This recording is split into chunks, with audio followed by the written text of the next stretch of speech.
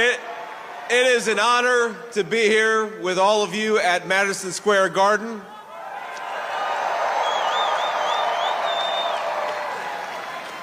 Now think about this, for more than a century, America's most celebrated heroes and legends have made history inside this iconic arena.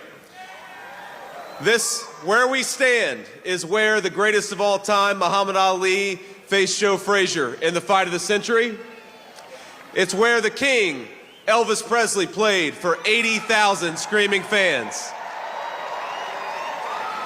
It's where the immortal Hulk Hogan pinned the Iron Sheik and let Hulkamania run wild. And now, on the eve of the most important election in our history, the greatest champion of them all, Donald J. Trump, has come to Madison Square Garden.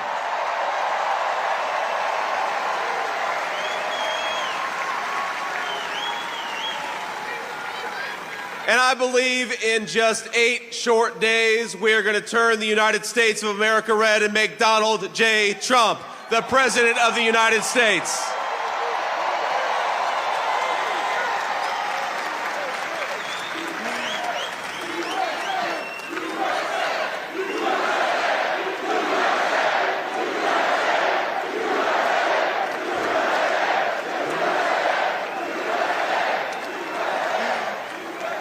Now, my friends, I've got the easiest job in American politics. Think about this. All I've got to do is remind people what life was like when Donald J. Trump was President of the United States. We had peace. We had prosperity. Take-home pay was rising the fastest that it had in 40 years.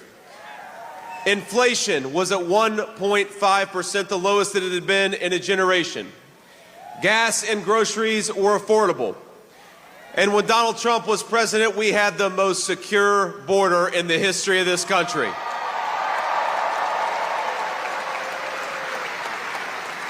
That's the Donald Trump record, and that's a record that's going to win in just 9 short days.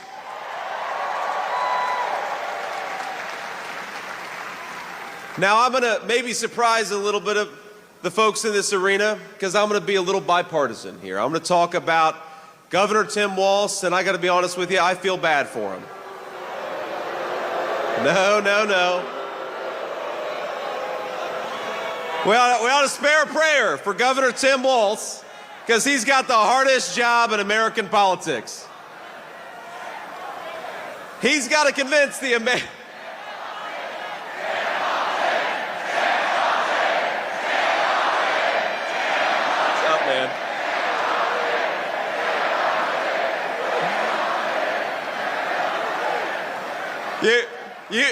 You all can say that. I probably shouldn't say that. But think about our friend Tim Walz has got to convince the American people that Kamala Harris is going to somehow fix the very problems she's been creating over the last 3.5 years. He's got to pretend that Kamala Harris didn't open up the southern border and let millions of illegal aliens in, even though we know she did. He's got to pretend that Kamala Harris didn't cast the deciding vote on trillions of dollars of new spending, which created the worst affordability crisis in 40 years in this country. And he's got to pretend that Kamala Harris actually has ideas in her head for how to govern the United States of America. Now, if you are the praying type, and I imagine a lot of us are, please say a prayer for Tim Walz, because they're asking him to do the impossible. Kamala Harris acts like she's the candidate of change when she's been in office for 4 years. She says she can fix everything, but Kamala, day one was 1,400 days ago. What the hell have you been doing that whole time?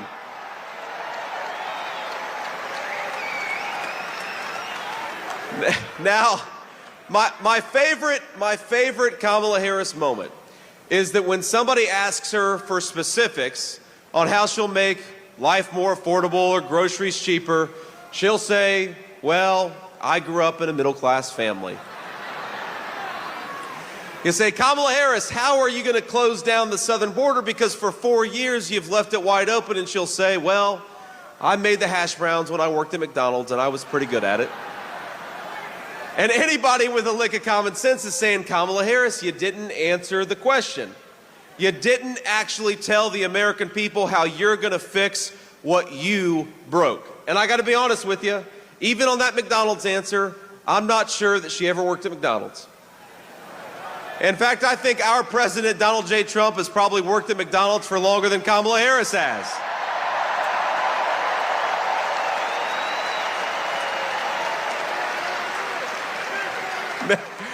Now, I will say, I'm going to say one thing in Kamala Harris's defense. She does one thing very well. Look at this.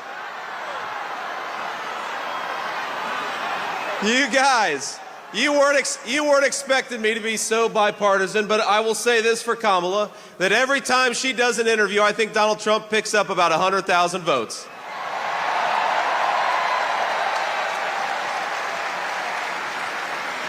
Now, we're, of course, in one of the proud baseball cities in the United States of America.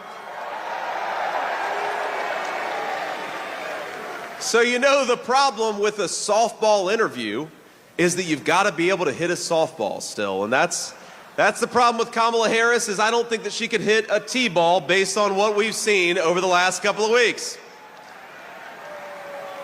When she was asked what she would do differently compared to Joe Biden, she said, nothing comes to mind. She's running on how she's going to be different, but she couldn't name a single thing that she would do differently than Joe Biden. Now, I will say that could be the Kamala Harris official campaign slogan. Kamala Harris, nothing comes to mind.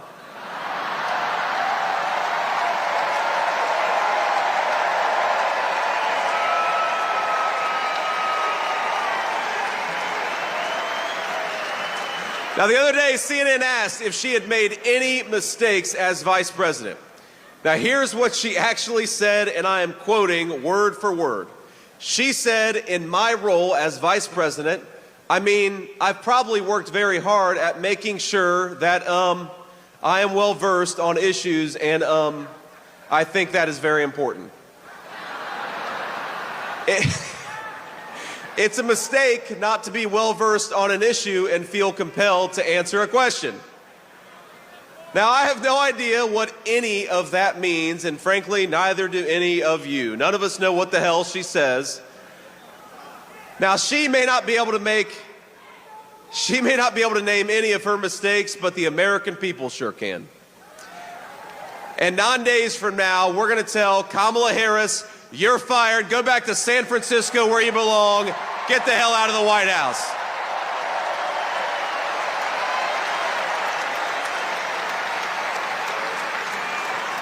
Now, together, Donald J. Trump and all of us as part of this movement are going to unleash a golden age of American prosperity. We're going to make life affordable again in the United States of America. We're going to put the American dream of homeownership within reach for millions of American young people. We're going to secure our border, and we're going to keep our families safe. We're going to protect your right to free speech and religious liberty. And we're going to do it all thanks to the leadership of one man. Now, we have to remember, that one man, Donald J. Trump, 8 years ago, go back 8 years, he had everything. He had fame, he had fortune, he had family, he had friends. But he gave up the easy life to save the United States of America.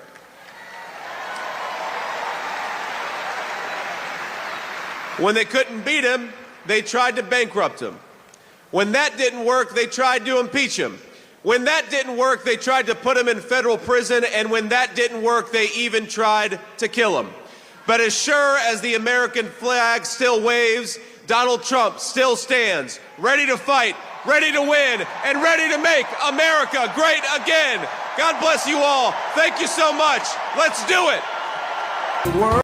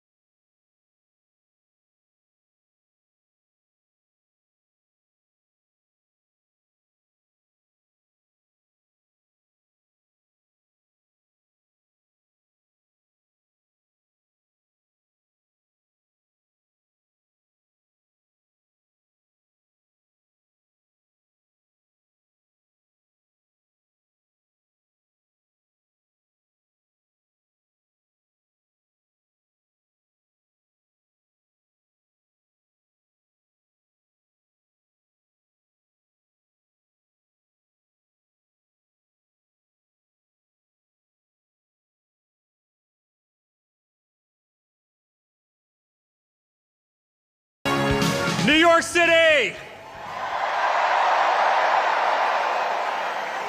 The greatest president we have ever had is right behind us. Let's make some noise for him.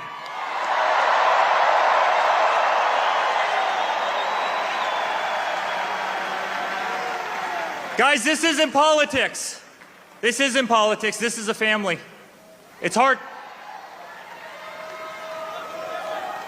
But we love you too. We love you too.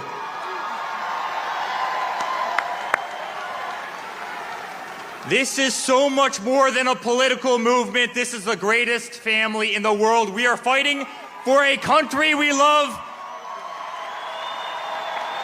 We are fighting for the American flag. We are fighting for the Constitution. We are fighting for our liberty. And as a family, we've been out there every single day over the last 10 years. They've tried everything they could to destroy my father, to destroy us. Dirty dossiers, Russian hoaxes. They tried to impeach him twice. They went after his Supreme Court nominees. They threw him off of Facebook. They threw him off of Twitter. They threw him off of Instagram. They tried to take away his First Amendment right. Guys, they tried absolutely everything. They weaponized every DA and every AG in this country to try and take down my father. Here in New York, they did exactly that. Alvin Bragg, Letitia James.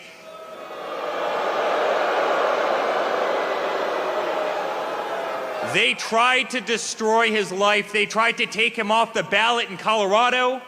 They tried to take him off the ballot in Maine. They tried to subdue the vote of literally hundreds of millions of Americans who absolutely adore the guy. Guys, it's been political lawfare every single day. And then somebody tried to kill him. And despite that, every single time he stands up and he says, fight, fight, fight. And how do you think it feels for them as we're back at Madison Square Garden, the greatest arena anywhere in the world?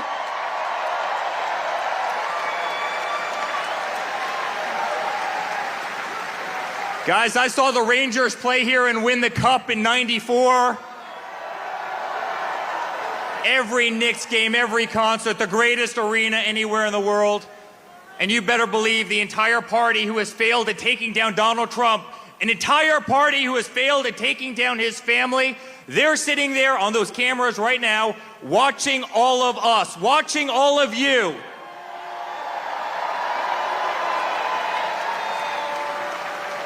Almost 200,000 people tried to get into this event tonight.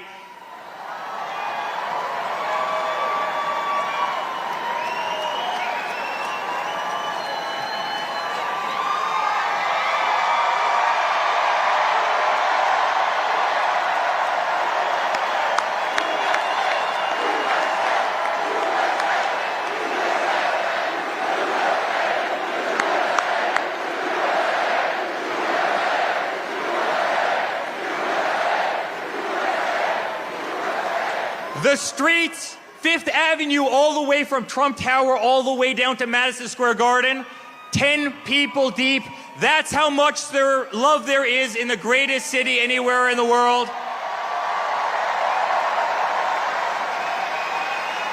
Guys, in 9 days, we're gonna win. We're gonna win.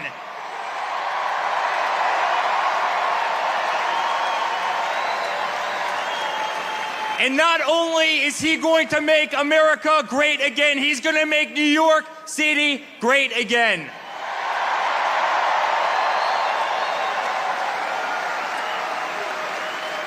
So on behalf of our entire family, thank you. Thank you for being on the greatest ride I could have ever possibly been a part of. Thank you for 10 incredible years. I want you to know, and I speak on behalf of my entire family, I want you to know that we will never stop fighting. My father will never stop fighting. Laura will never stop fighting. I'll never stop fighting. We live in the greatest country in the world. We are not going to allow that to slip away.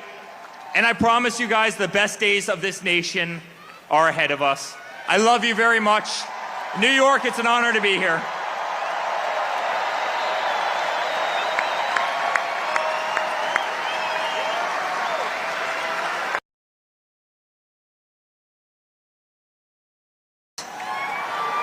I'll say a few things if that's okay with everybody here.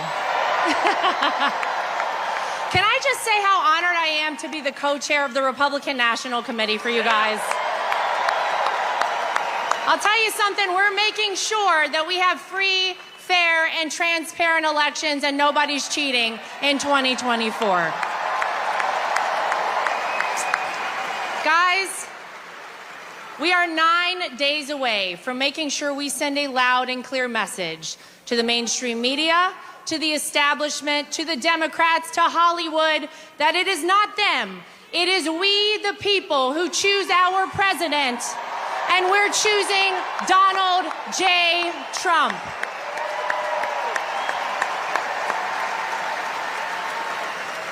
And I gotta tell you, it is incredible to be here in Madison Square Garden in New York City, the greatest city on earth, in the greatest country on earth, the United States of America. Because if you think about it, New York City made Donald Trump, right?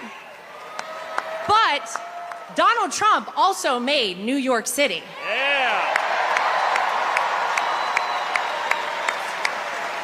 He changed the skyline of this city, rebuilt it. Remember whenever they couldn't get an ice skating rink, Woolman Rink in Central Park? Donald Trump rebuilt the ice skating rink for New York City. By the way, under budget and ahead of schedule, if I'm not mistaken, because that's how we like to do things in the Trump family. And when nobody else was doing it, Donald Trump put his heart and soul right here in New York City. It's true, and this is the city that made him a household name. This is the city that put Donald Trump in so many rap songs, by the way, right? And truly made him the American dream. But I'll tell you something, being a New Yorker teaches you something else, doesn't it? It teaches you how to be tough. It teaches you that it doesn't matter how hard you get hit, you get back up and you keep fighting.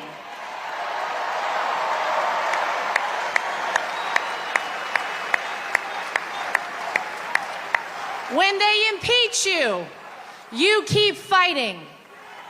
When they indict you, you keep fighting. When they take a mugshot of you, the greatest mugshot in the history of the world,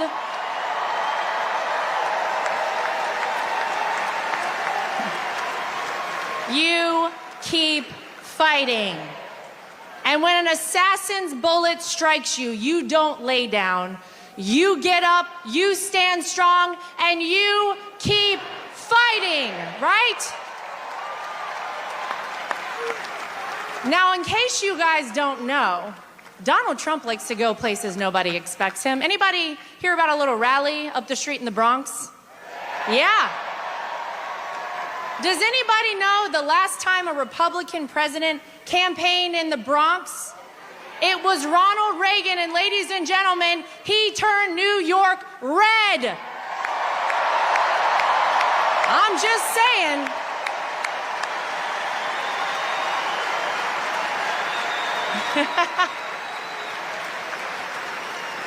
It is the honor of my life to be part of this movement, and Eric is right. This is not just about politics. We are all a big family, and we're a family who loves this country. And I can tell you something, 9 days from now, it is going to be the sweetest comeback, because we know the art of the deal. We also know the art of the comeback from Donald Trump that this country has ever seen. Everybody get out, vote early, take a friend to vote. Let's make America great again. We love you, New York.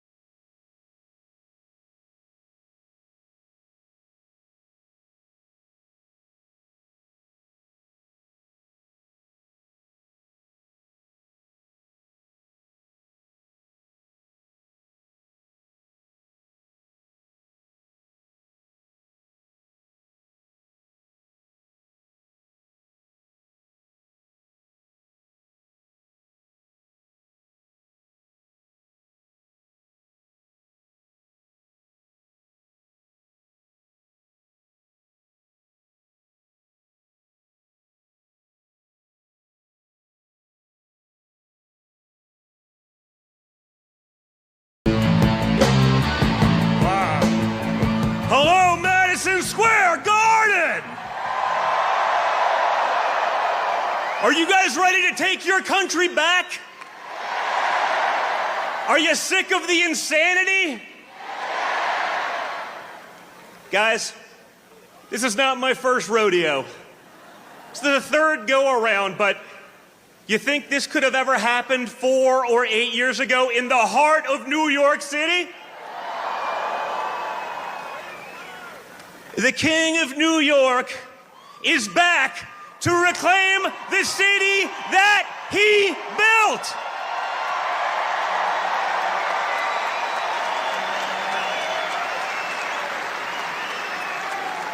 My father changed the skyline of this city. He fixed the things that incompetent bureaucrats couldn't handle. He did that against all odds. He did it for our country, too, and now everyone recognizes it. What's unique about this election, folks, you've had 4 years under both leaders. The media would like to pretend that Kamala Harris started her political career about a month ago in a coup, the most democratic process to ever not have a single vote. She's going to be a moderate, folks. She's going to be a moderate. A radical San Francisco liberal. The daughter of a Marxist professor is now magically going to be a moderate.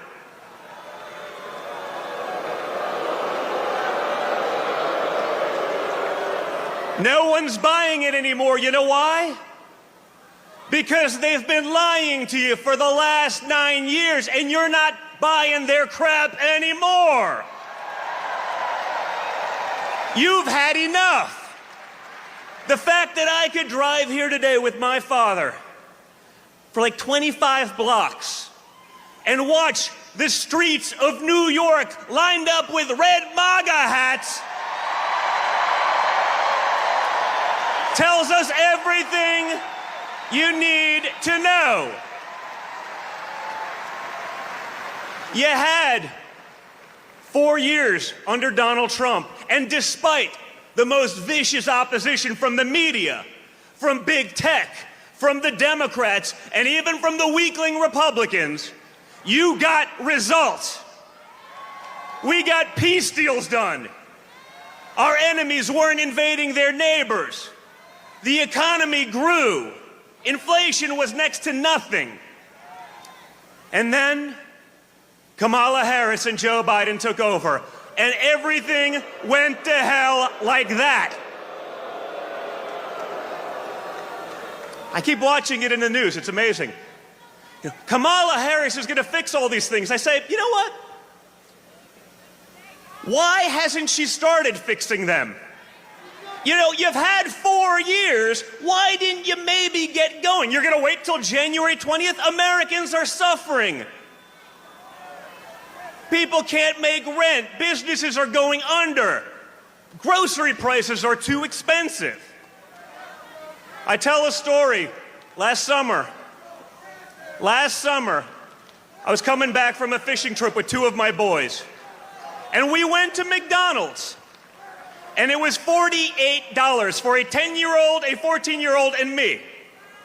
And guys, let me tell you, if Donald Trump Jr. has sticker shock at McDonald's, we have a serious problem.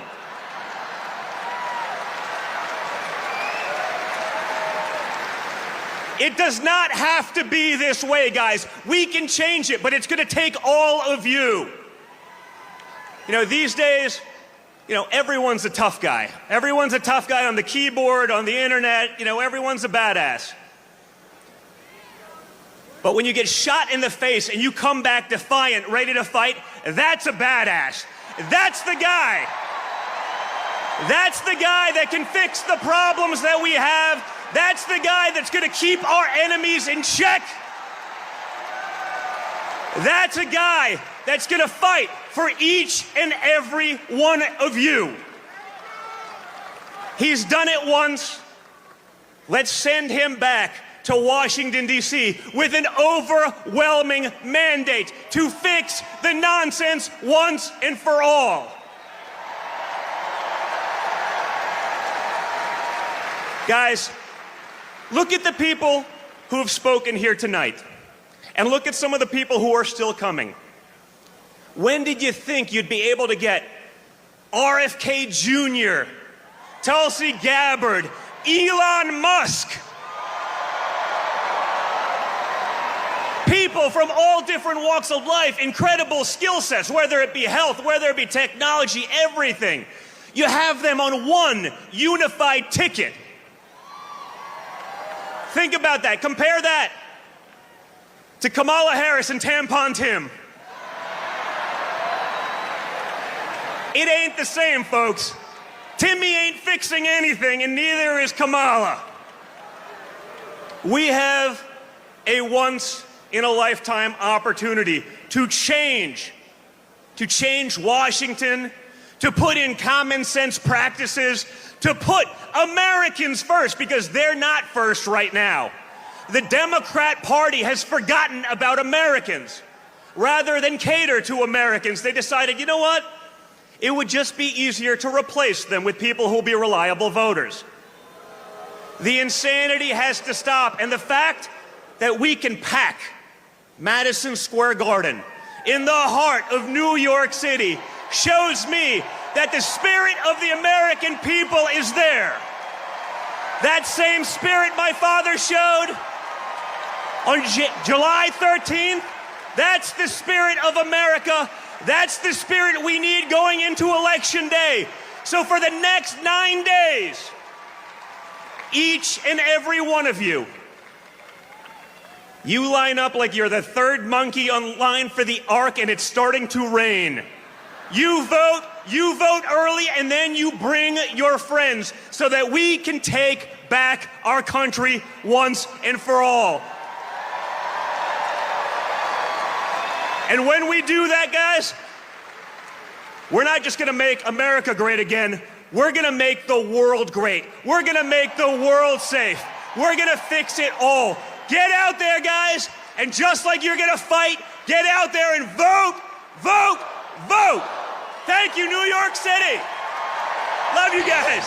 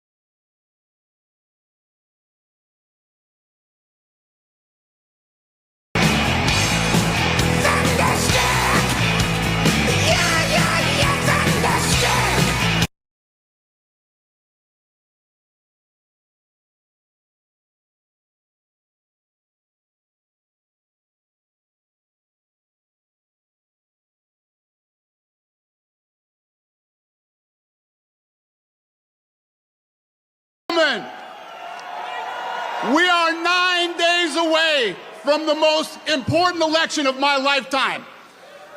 Stakes have never been higher, and the choice has never been clearer. President Trump and I have been friends for 25 years. I've said this before, and I'm going to say it again. He is the most resilient, hardest working human being that I've ever met in my life. I know he's a great leader.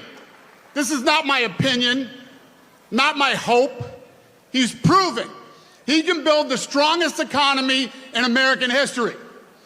He's proven he can secure our borders and keep our nation safe. He's proven to be the strong leader allies and adversaries alike must respect. He's proven he loves this country so much, he's literally put his life on the line for it. What has the other candidate proven? She can get your party's nomination without even facing voters. What else? What else can she offer the American people other than vague promises and no plan? She talks a lot about the need for change and her hope for the future. Hope and change. Does that sound familiar? She can use the old Obama playbook, but she's not Obama, and she is no agent of change. She is the sitting vice president of the United States right now. What she hopes is voters will focus on the future because she doesn't want us looking at the last 4 years to see what we really need to change. We need change from sky-high inflation. According to Yahoo Finance, the cost of groceries is up over 25% during the Biden-Harris administration. Food is unaffordable for most Americans. That has to change. We need change from wide-open borders. BBC News reports illegal immigration reached record levels since they took office, with an estimated 10 million border crossings.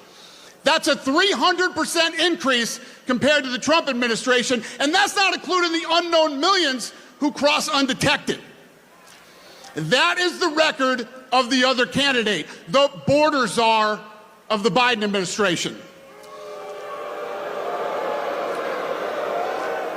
We need change from weak foreign policy. According to the Institute for Economics and Peace, a nonpartisan think tank, think about this, there are more active armed conflicts now than any time since World War II. Weakness from the Biden-Harris administration has invited aggression and conflicts around the globe. When President Trump was our commander-in-chief, the world was a much more peaceful place. J.D. Vance touched on this, but I want to hit it again. Vice President Harris was asked recently by the objective journalists of The View if there's anything she would have done differently than Biden over the past 4 years. And again, her answer was, there is not a thing that comes to mind. So, don't take my word for it, take hers. She will not change a thing. Hope is nice, but hope is not a plan. Change is needed, but change won't come from the status quo. And she is the status quo. If you want real change, you'll vote for proven leadership. If you want to return to economic prosperity, border security, and global stability, you'll vote for the one candidate who's proven he can deliver all of that. My fellow Americans, if you want what's best for your family and this country, you're going to vote Donald J. Trump as the 47th President of the United States. Thank you, New York. Have a good night.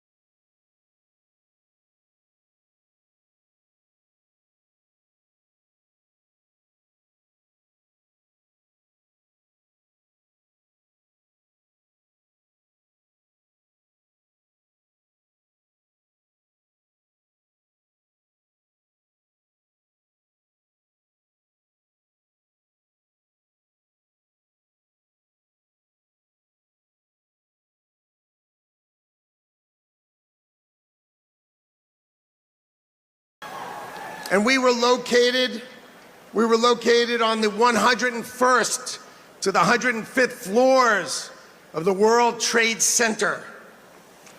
I get to be here today because I was taking my son Kyle to his first day of kindergarten that morning, 23 years ago. I lost 658 of my friends and colleagues. I had 960 who worked in New York that day, and we lost 658 people. And we rebuilt that company to take care of the families of those that I lost.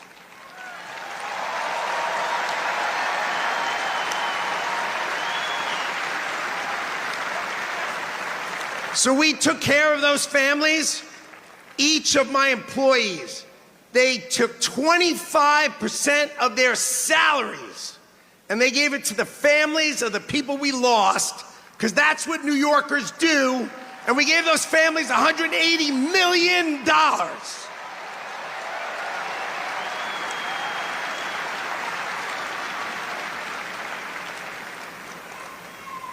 So the first thing, we must elect Donald J. Trump president, because we must crush jihad.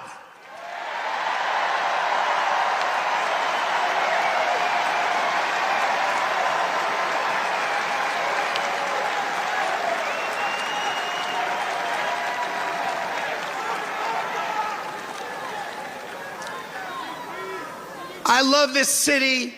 I love this city. And Donald Trump loves this city no matter how crappy they treat him. He is back because he loves you and he loves this city.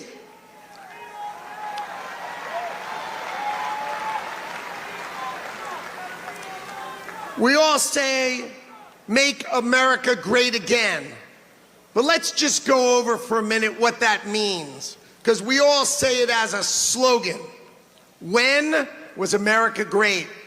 At the turn of the century, our economy was rocking. This is 1900, 125 years ago. We had no income tax.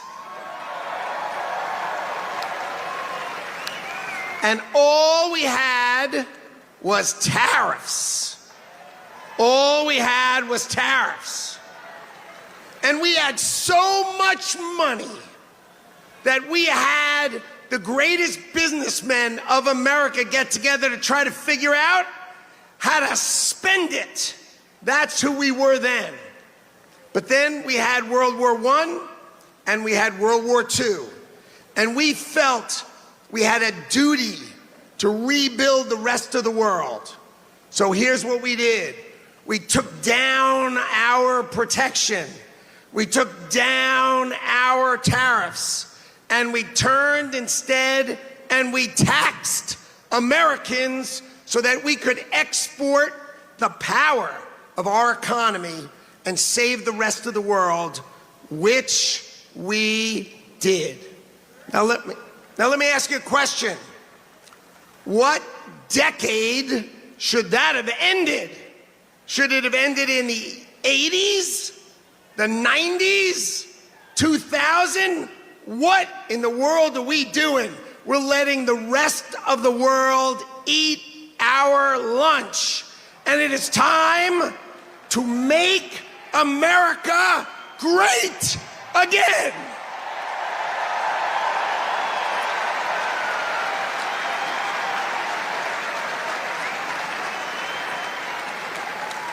All right. What does America first mean? We all say America first. What does America first mean? American citizens employed first.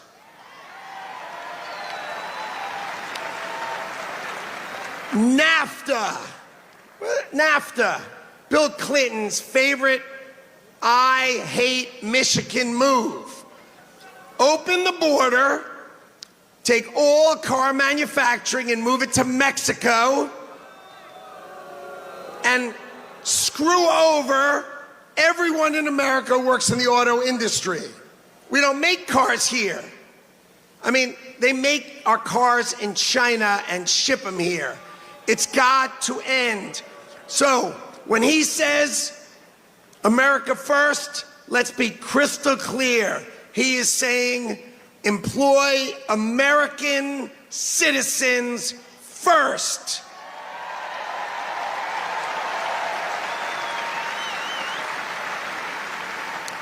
Okay. The Harris-Biden administration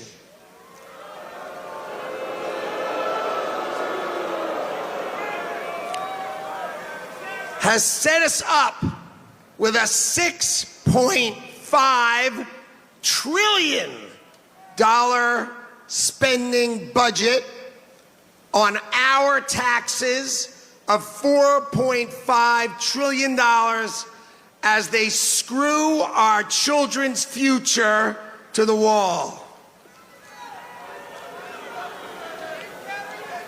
We lose $2 trillion this year, $2 trillion.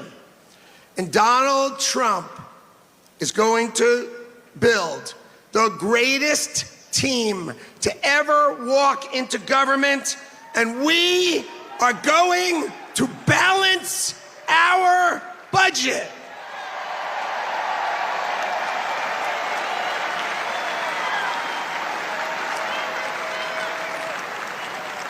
And when we balance our budget, the world is going to feel what it feels like to unleash the full power of the United States economy and its amazing workforce. Okay. So, ladies and gentlemen, I have the honor to introduce the the co-founder with me of the Department of Government Efficiency. Doge, Madison Square Garden. Ladies and gentlemen, give it up for the greatest capitalist in the history of the United States of America, Elon Musk.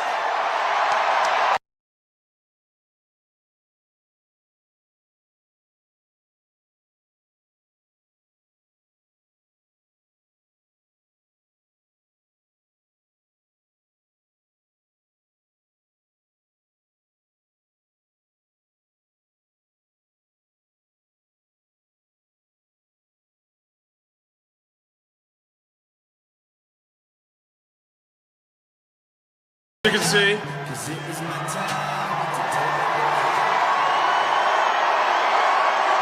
I'm not just MAGA. I'm dark, gothic MAGA. Well, it's the energy in this room is incredible.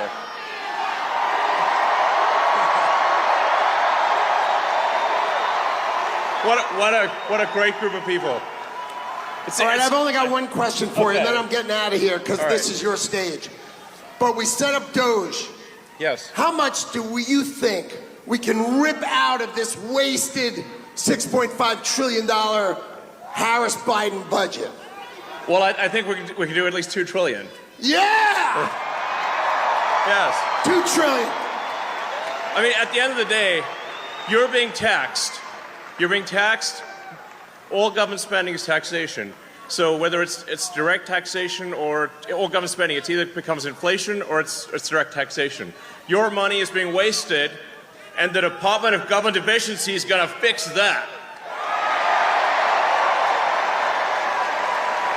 We're going to get the government off your back and out of your pocketbook.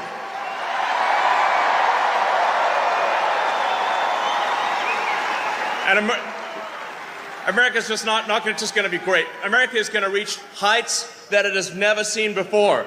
The future is going to be amazing.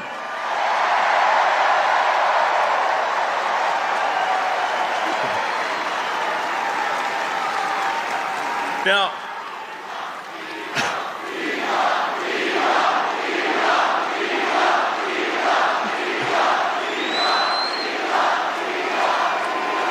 you guys are awesome. Honestly, this is like...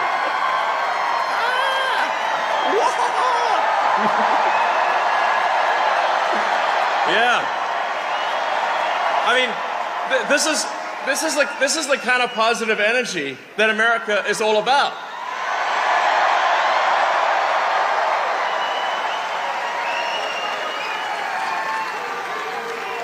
Yeah. USA, USA, USA, USA, USA. Ah! Yes. Now, I have something I want to ask you to do, though, because obviously we're somewhat preaching to the converted in this stadium, but there's a lot of people out there who need to vote for President Trump. Okay, so this is a real battle. This is a real election battle. So you need to get friends and family to vote. Make sure they vote early. This is important. We're going to be putting up a scorecard, okay? An early vote scorecard, state by state, county by county. What is the scorecard? Vote early. Vote now. Yeah.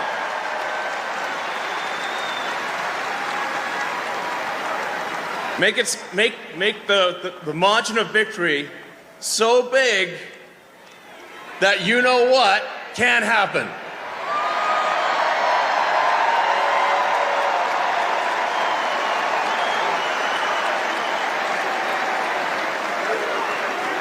Massive, overwhelming sweep of every swing state, and even some of the states that people don't think are swing states.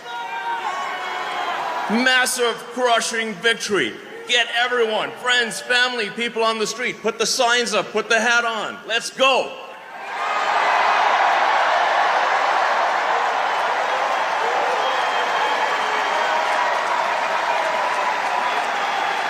And with that, it is my honor to introduce the First Lady, Melania Trump.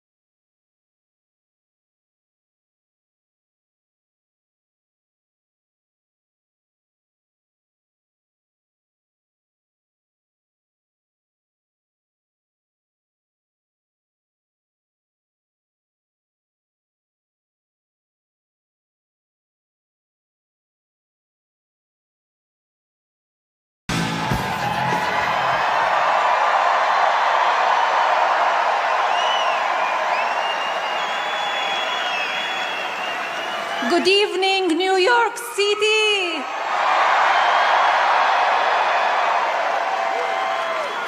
Hello, Madison Square Garden.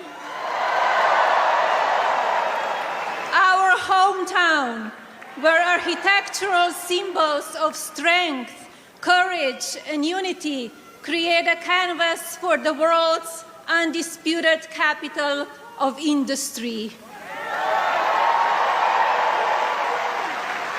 Where titans of finance, fashion, and entertainment convene among an iconic range of superior design, structures, and artistic accomplishments.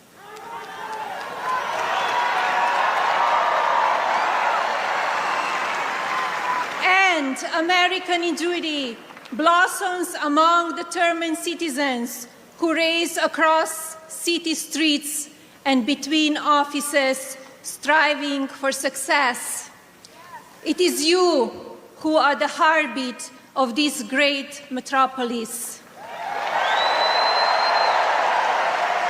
It is you who are the pulse of this America. Yet, New York City is unforgiving. In fact, our lives are complicated even during the best of times. And sadly, today, a declining quality of life coupled with economic instability makes it difficult for business to thrive. Love you too.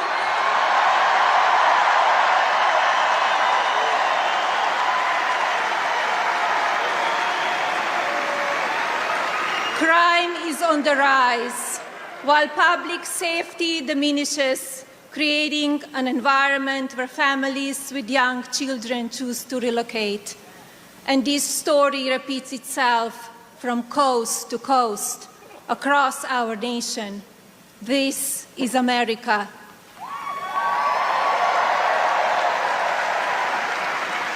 For generations, this town has produced America's most fearless leaders, whose mark changed the course of the world. New York City and America needs their magic back.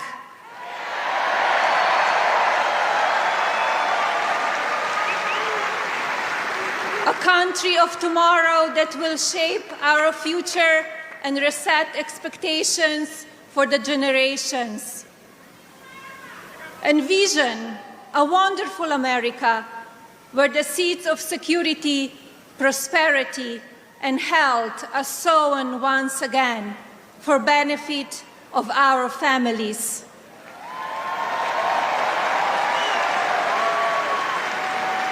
Let us charge together with a shared vision that builds on American greatness. Let's seize this moment and create a country for tomorrow, the future that we deserve.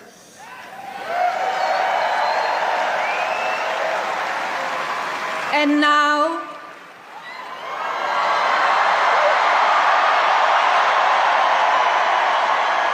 please welcome our next Commander-in-Chief, my husband, President Donald J. Trump.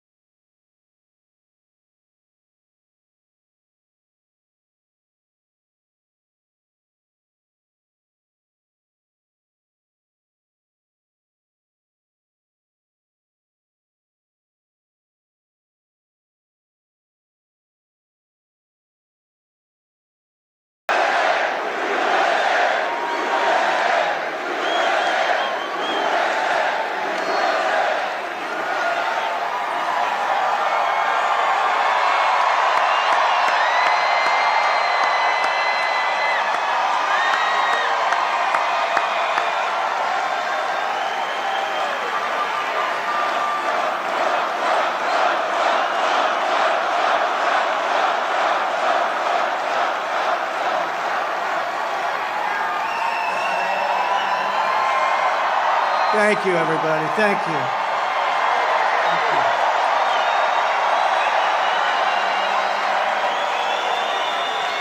Thank you very much, everybody. thank you very much to a very popular former First Lady, hopefully First Lady again.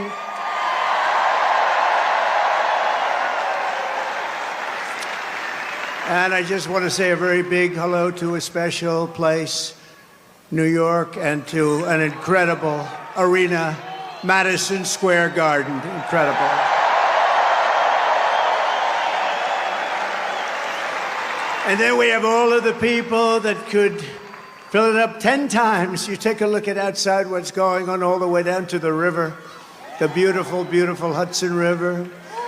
They're outside watching this now at levels that nobody's ever seen before. They've never had it. And I want to thank Jim Dolan. He's been incredible. He's been just incredible. The job they've done. Thank you. But I'm thrilled to be back in the city I love, and thousands of proud, hard-working American patriots. You're with me. We're all together. We've always been together.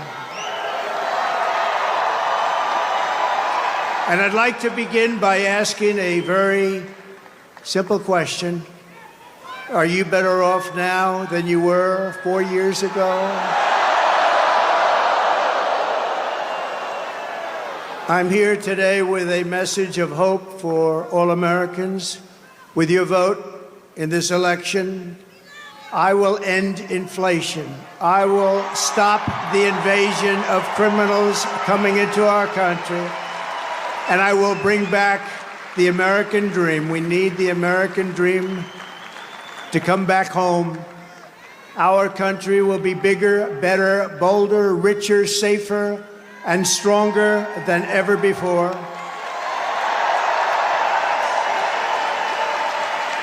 This election is a choice between whether we will have 4 more years of gross incompetence and failure, or whether we will begin the 4 greatest years in the history of our country.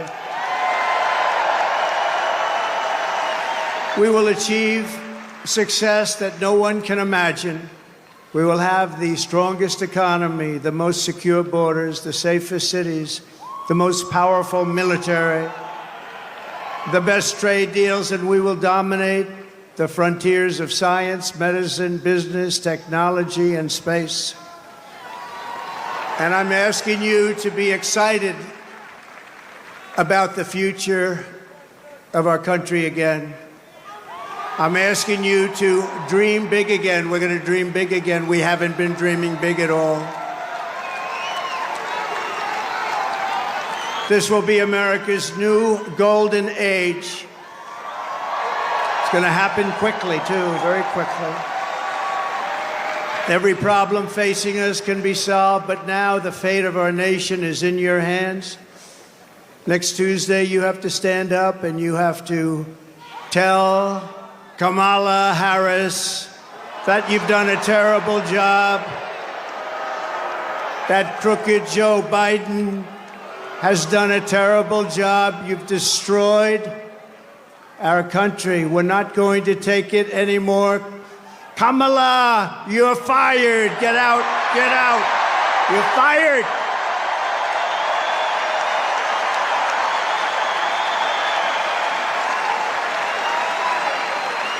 Early voting is underway in every swing state, and we are setting all-time records. They're voting, I tell you what. I don't want to talk about it. But we have to keep it going. You got to get out and vote. We just have to get out. And who would have thought this was going to happen? We're leading in every swing state.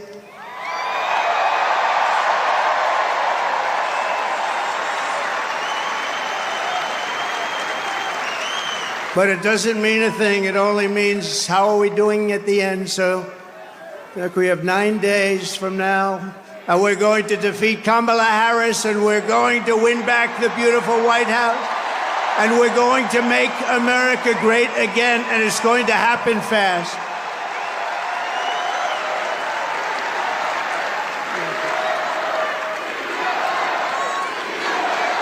Thank you.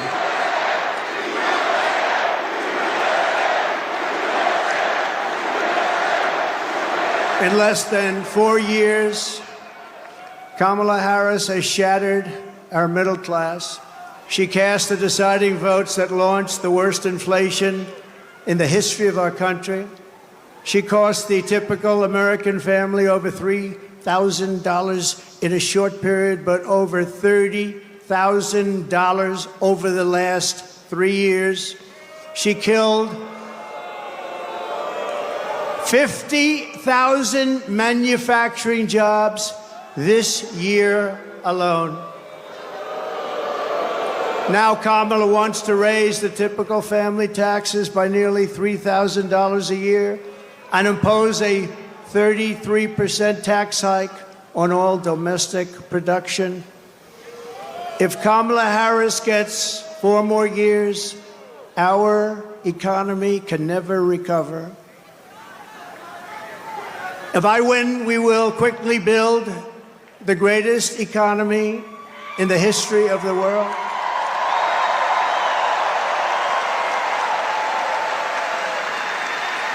Which is what we had in our last term. We will rapidly defeat inflation, and we will very simply make America affordable again. We're going to make it affordable.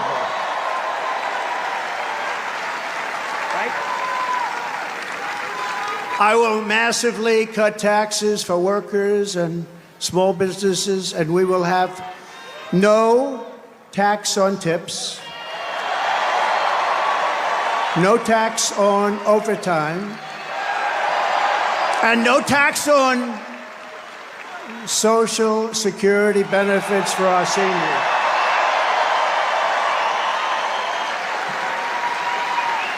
And I'm announcing a new policy today that I will support a tax credit for family caregivers who take care of a parent or a loved one. It's about time that they were recognized, right?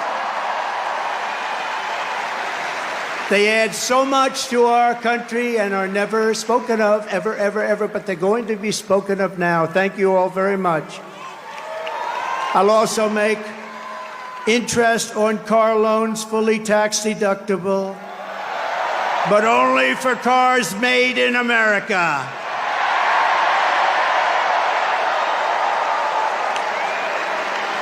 Have to be made in America. And we will achieve energy independence, and we will do something. We want it so badly. We're going to do something. You know what we're going to do? Front row Joes. You know, I got front row Joes here. I got the ladies from North Carolina, number 249. This is the 204, and you look so beautiful. We have a lot of people, they followed us, but we're going to do something. The ladies can tell you what we're going to do. We're going to drill a baby drill. And I will terminate the Green New Scam, and we'll cut your energy prices in half, 50%, within 1 year from January 20th. Is the fake news hearing that? Whoa! Look how much. Wow, that's a lot of fake news. That is a lot of fake news. Look at that. Wow. That's got to be a record, Mr. Speaker. I think that's a record. That is a lot of fakers back there. To bring back millions of jobs, we will give our companies the lowest taxes, the lowest energy costs, the lowest regulatory burdens, and free access to the best and biggest market on the planet. Remember this, if we keep going like this, we won't have the biggest and the best. We won't have a market, we won't have a country. But only for those who make their product here in the USA and hire American workers for the job. And if these companies don't make their products here, then they will pay a very stiff tariff when they send their products into the United States for the privilege of competing with our workers and our now protected companies. We're going to protect our companies. They're not leaving anymore. They're not leaving anymore. We're also going to pass the Trump Reciprocal Trade Act, meaning if China or any other country charges us 100 or 200% tax or tariff, we will then charge them a 100 or 200% tax or tariff. It's called an eye for an eye. And I will never apologize for defending America. I will protect our workers. I will protect our jobs. I will protect our borders.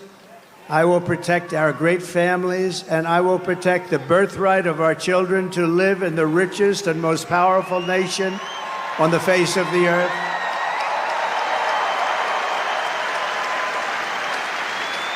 As we rescue our economy, I will also restore our borders. There's never been anything like it. It's bigger than inflation. It's bigger than the economy. What they're doing to our country, they're allowing criminals from all over the world to enter our country. Over the past 4 years, Kamala Harris has orchestrated the most egregious betrayal that any leader in American history has ever inflicted upon our people.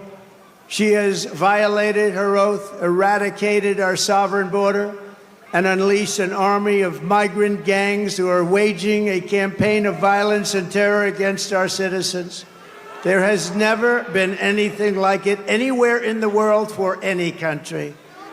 Kamala has imported criminal migrants from prisons and jails, insane asylums and mental institutions from all around the world, from Venezuela to the Congo. A lot of people are coming from the Congo prisons. They're coming from all over the world. Over the last month, 181 countries violated our laws. And she has resettled them into your communities to prey upon innocent American citizens. But the day I take the oath of office, the migrant invasion of our country ends and the restoration of our country begins.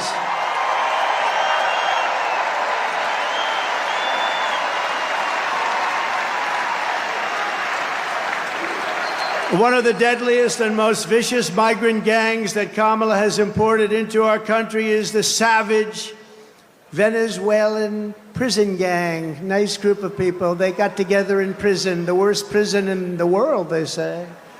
It's called Tren de Aragua.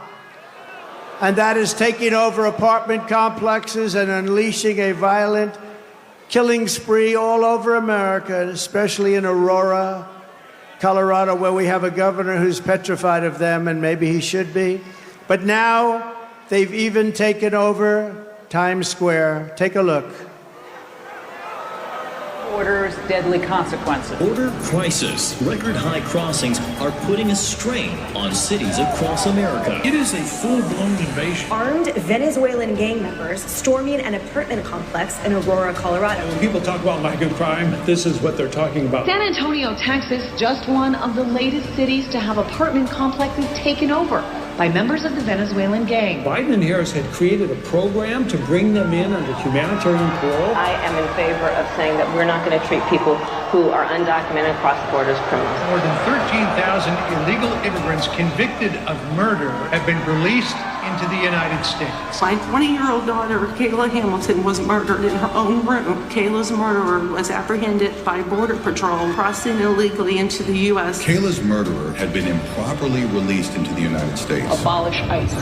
Yeah, we need to probably think about starting from scratch. More than a dozen people suspected of being Tren de Aragua gang members right here in San Antonio. The gang members had been terrorizing the apartment complex. New details in the murder of Laken Riley. The illegal immigrant suspect, who cops say committed the heinous murder, is a Venezuelan national. And was paroled and released into the country by the Biden administration. If they'd all been properly vetted, that probably wouldn't have happened. 2 men investigators say are in the country illegally from Venezuela are charged with capital murder and the death of Jocelyn Nungaray. Martinez and Angel wrapped his arms around Jocelyn's neck, took off her pants, and climbed on top of her. Later strangled Jocelyn to death and then tied up her hands and feet. Court documents suggest a group of men arrested for beating and robbing a Dallas woman last month are members of a Venezuelan street gang. The men threatened to cut off her fingers if she did not cooperate. Manuel Hernandez was booked by Colleyville police just 2 days earlier.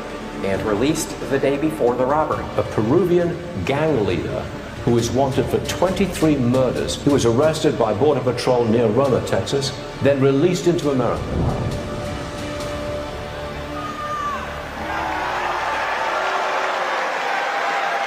That's who we're allowing into our country. We're not going to have a country any longer. That's who we're allowing in.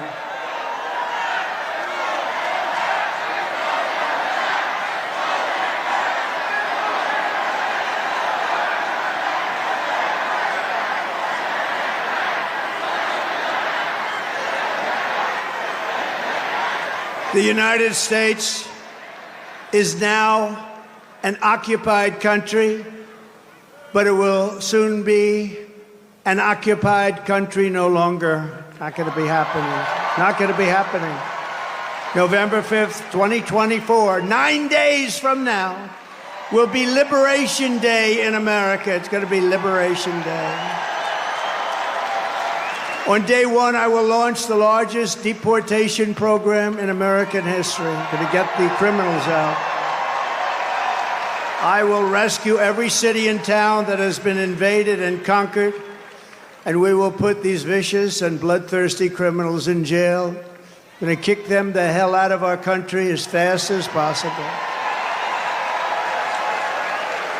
And to expedite removals of Tren de Aragua and other savage gangs like MS-13, which is equally vicious, I will invoke the Alien Enemies Act of 1798. Think of that.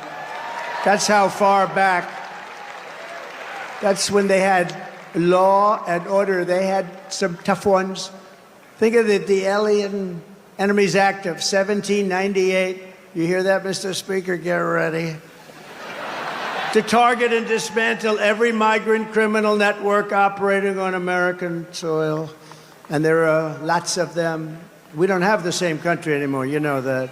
And you know, when you look at the polls and they say about the economy and they have all these different things, the worst nightmare that we're facing is what they've done to us on our borders. We had the safest border in the world. In fact, there's a chart, which I hope they have, because I didn't tell them I wanted it, but there's a chart that I love very much because I wouldn't be here without it. That's it. I love it. I'm in love with it. I love that chart. Even if it had bad numbers, I would have loved that chart, but it doesn't. It has great numbers. And if you look at the arrow on the bottom, you'll see that was the day I left office. That was the lowest illegal immigration that we've ever had in recorded history, the recorded history of our country. And then look at it. It was like an Elon Musk rocket ship. Look at what happens. Look at what happened after that. And if they come back into our country, it's an automatic 10 years in jail with no possibility of parole. And I'm hereby calling for the death penalty for any migrant that kills an American citizen or a law enforcement officer.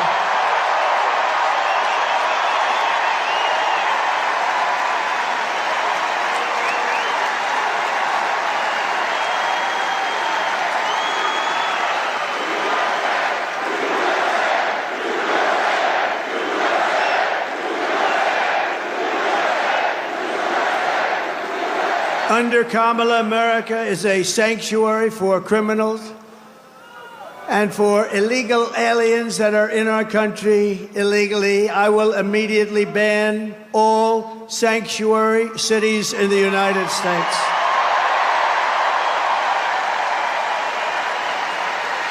Kamala's gross incompetence disqualifies her from being president of the United States of America. She is grossly incompetent. All you have to do is look at her interviews, look at what she did the other night on fake news, CNN. Just take a look. She couldn't answer a question. She's unfit for office. Everyone knows it. No one respects her. No one trusts her. No one takes her seriously. Everyone knows she is a very low IQ individual. From humiliating our country in Afghanistan to the war in Ukraine, to the nightmare on our border, to her inflation catastrophe, all done in conjunction with Sleepy Joe. But he was largely sleeping, wasn't he? After 4 o'clock, it's time to go to bed. To his and her egregious hurricane response, the worst response in North Carolina and other states since Katrina, but I think it was even worse than Katrina. They haven't even responded in North Carolina. They haven't even responded. There's nobody. They don't see any FEMA. You know why? They spent their money on bringing in illegal migrants, so they didn't have money for Georgia and North Carolina and Alabama and Tennessee and Florida and South Carolina. They didn't have any money for them. They spent all of their money on bringing in illegal immigrants and flying them in by beautiful jet planes. They flew in. We just found that about a year and a half ago. Remember, we said, what's going on? Those planes, a lot of planes going over there. What are they? They would fly them into the middle of our country, our beautiful, beautiful country. And you know what happened? You take a look at Springfield, Ohio. Think of this.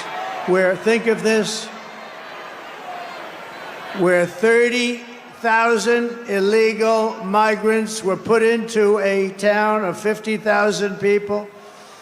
No place can withstand that. Or take a look at Aurora in Colorado. Colorado is going to vote for us. You know why? Typically, they go a little bit the other way. Of course, with their voting system, I'm not so sure about that. But you know why? Because they tried to throw the leading candidate of both parties, meaning me. I was leading both parties off the ballot. And the people of Colorado, including Democrats, are very angry about it. They are a threat to democracy, to use their term.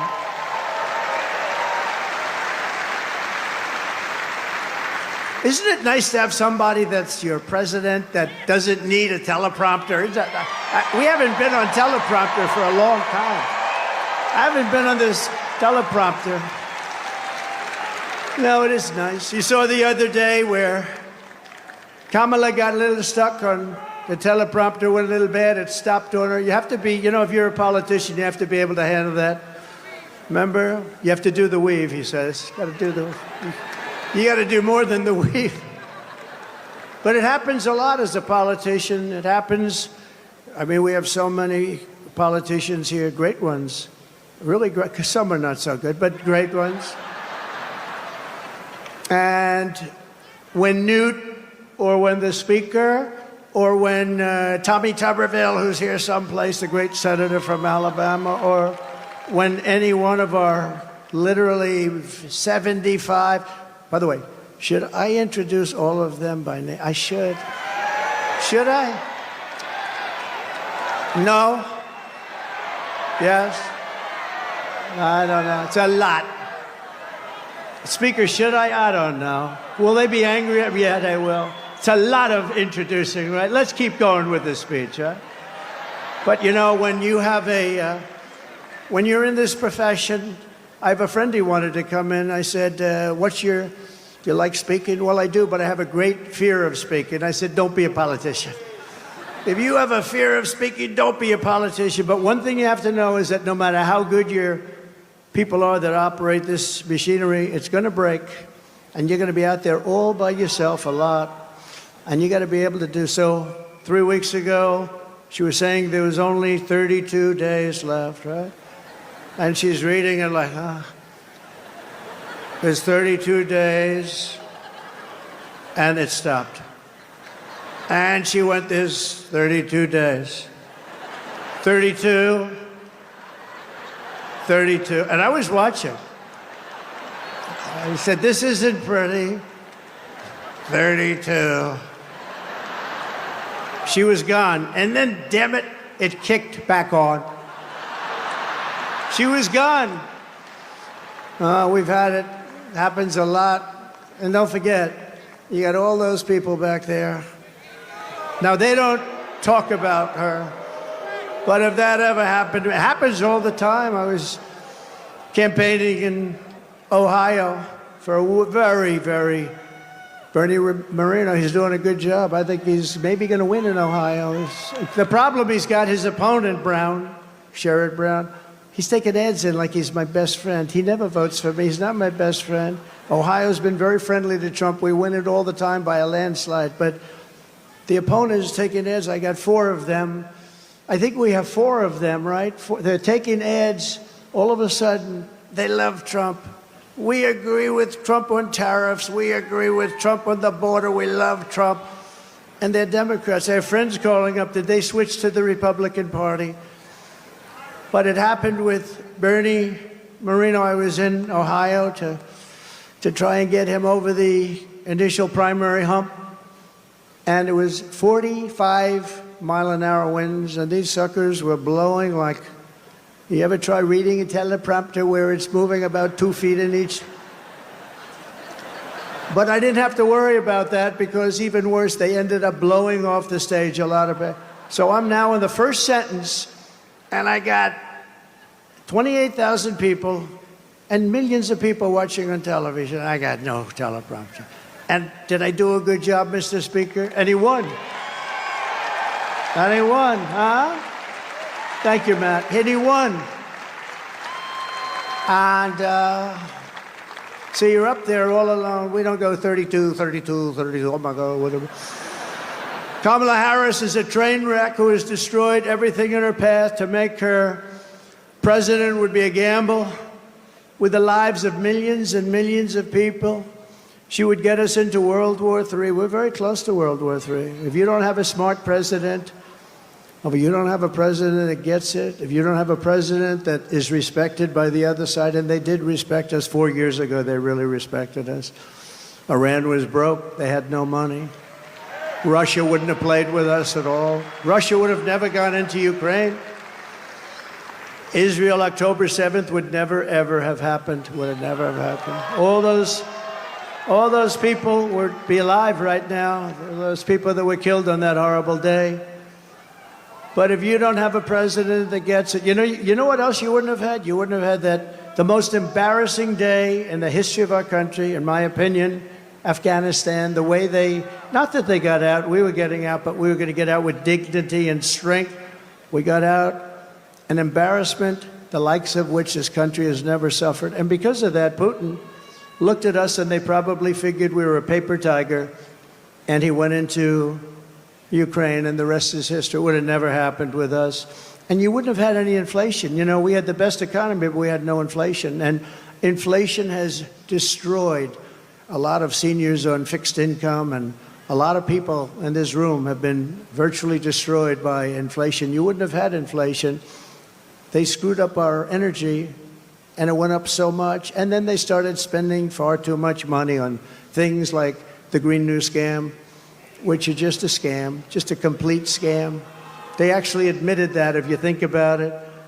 But she would get us into World War III because she's incompetent, can't do the job, unfit for it, and then all of your sons and daughters will end up getting a little notice. They'll say, Mom, Dad, what is this little green piece of paper? Ay, ay, ay, darling, that's a draft notice. They're drafting you to go and fight in some country that I've never heard of this country before. Oh, no, I don't want my baby to fight. I don't want my baby to be killed. What they did in Afghanistan with those 13 great soldiers, I've gotten to know the parents so well, and leaving all of that equipment behind and leaving Americans behind, and many, many people with no legs and no arms, all because of incompetent people. But we don't want your sons and daughters to get a little draft notice and you have to explain to them what it means.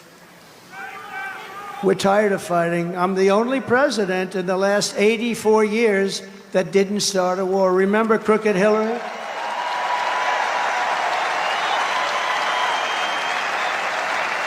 Remember Crooked Hillary Clinton? Crooked Hillary, oh, she was a beauty.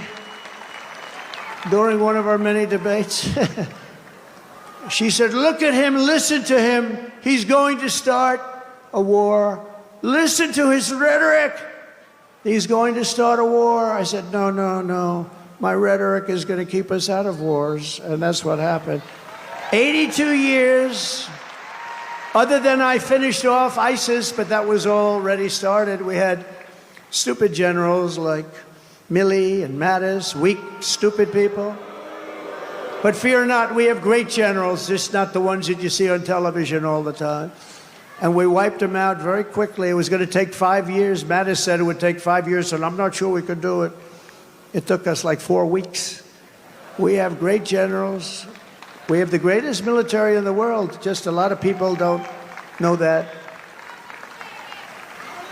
And everybody knows it, but, you know, I saw the other day a report that they issued that if we end up in a war with China, we cannot win. We're not strong enough. So I said to myself, assuming that's true, how stupid are you to put out a report like that? How stupid. Why would you put out a report? Then they'll say, oh, Trump is not truthful. No, I'm smart. You don't put out reports like that. And it's not true. We would kick their ass. It's not true.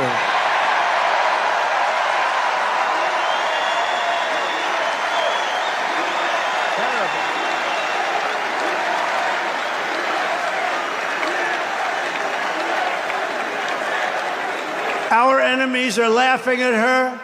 They want her to win so badly. Oh, they don't want Trump. They don't want Trump. I've made this position a very dangerous one because of that. That's why. It's a very dangerous. You know, if you drive a race car, you have 1/10 of 1% chance of dying. If you ride the bulls, I think the bulls are pretty nasty, right? You have about the same 1/10 of 1% of dying. If you become president of the United States, you got a hell of a shot at dying. I never knew that when I ran. I never thought about it, but here we are. Here we are. And I'm okay with it. And I would rather be here than any place in the world.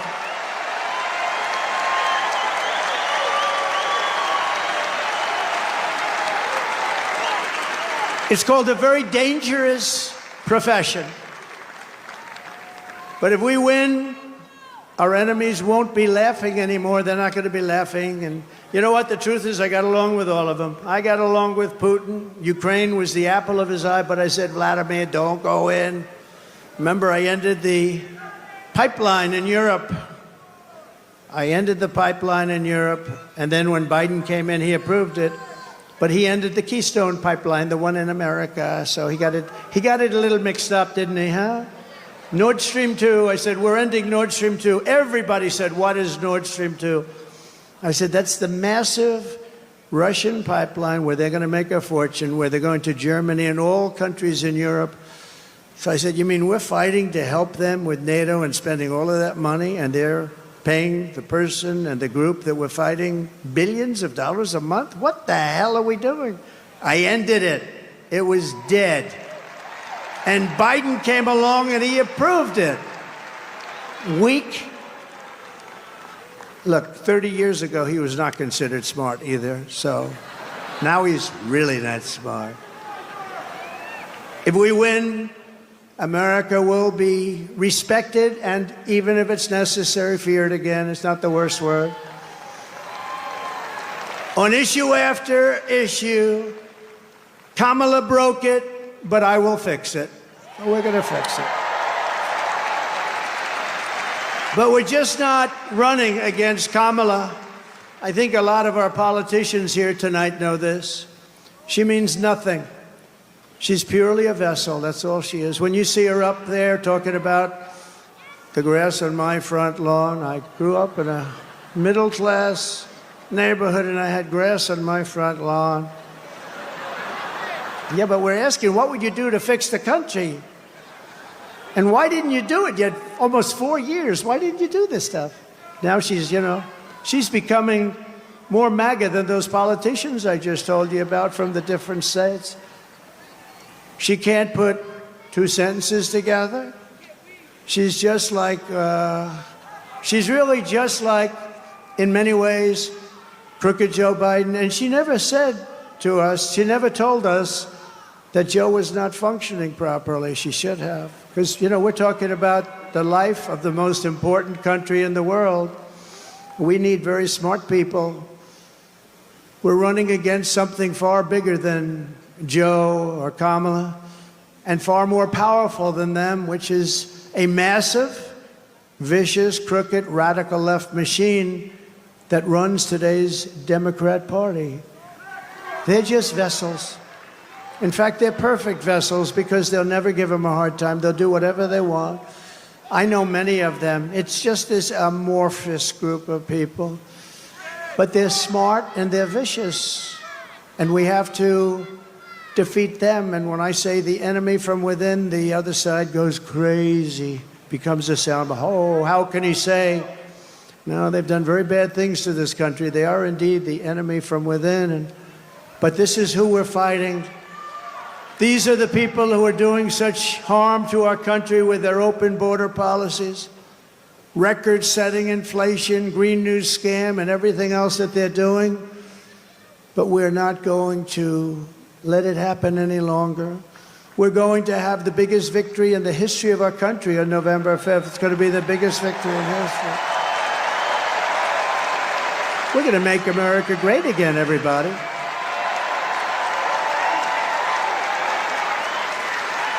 On top of it all, Kamala says she would not do one thing differently from Joe Biden, which is totally disqualifying. And you have to remember this. All of the mistakes he made, and you know what maybe is the worst, but they're all so bad. Think of this. 325,000 children are missing, dead, sex slaves or slaves.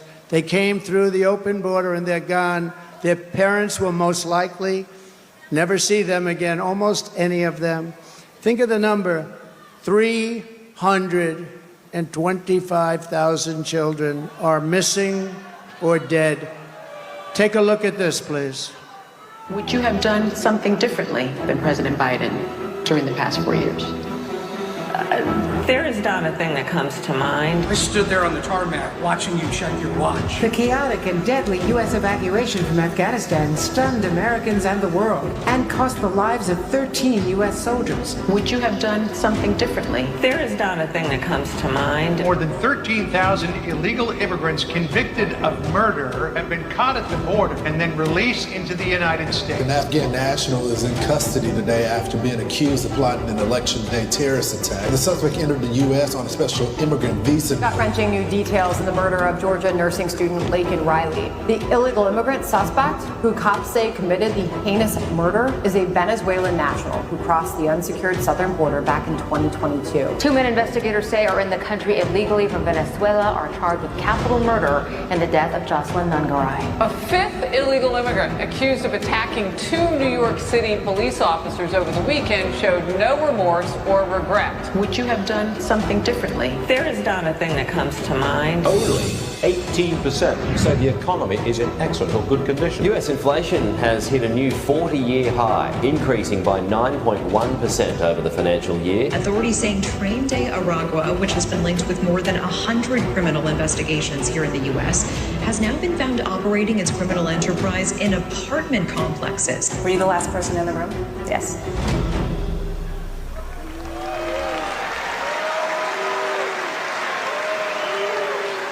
So if you want to end this disaster, you got to get out and vote. Just go out and vote. You got to get out. We have to put it away. We're close. We're so close. You know, usually the Republicans are losing in the first week in the early voting. And we did something that has not been done. I don't think, Speaker, it's been done yet, but it's been done for us. We're leading every one of the swing states, all 7 of them. So we usually get them from behind, because Republicans like to vote on a thing called Election Day. You know, in the old days, we had election days. Today, we have election periods. They go on forever. And last time, they went beyond and start early, start late, do whatever the hell you want. You know, we got more votes in 2020 than any sitting president in history by millions. Okay. And we did great, obviously, in 2016. We won, but we did much better in 2020. But everything, nothing compares to what's happening. I mean, you have tens of thousands of people standing outside watching us on a television, and we love you out there. We love you. They're watching.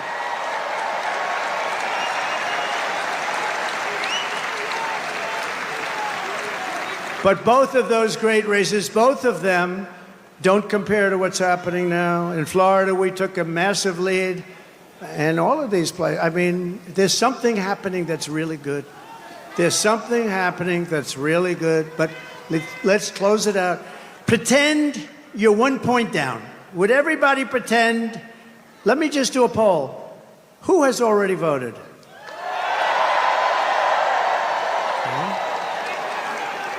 Who is going to vote?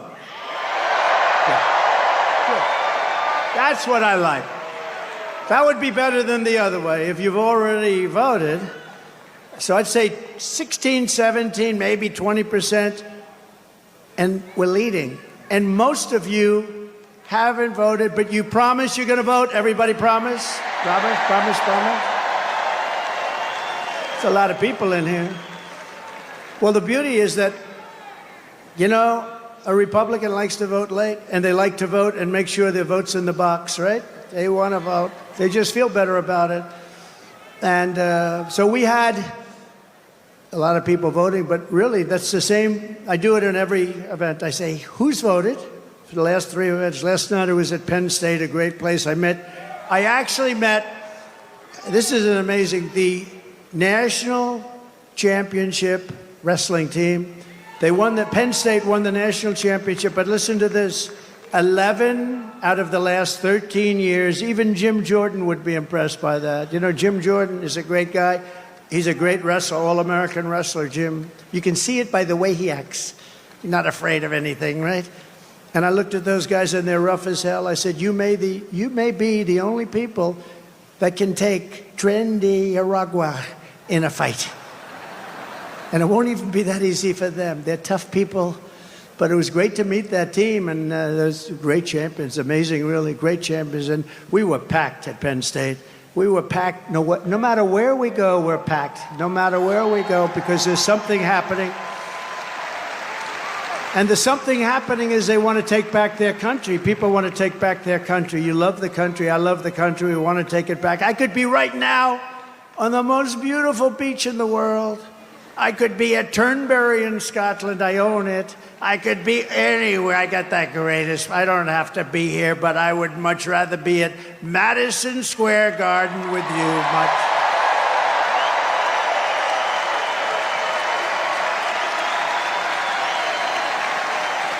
So we're thrilled to be joined today by an incredible group of patriots who are going to help us save our country, including our next Vice President, J.D. Vance.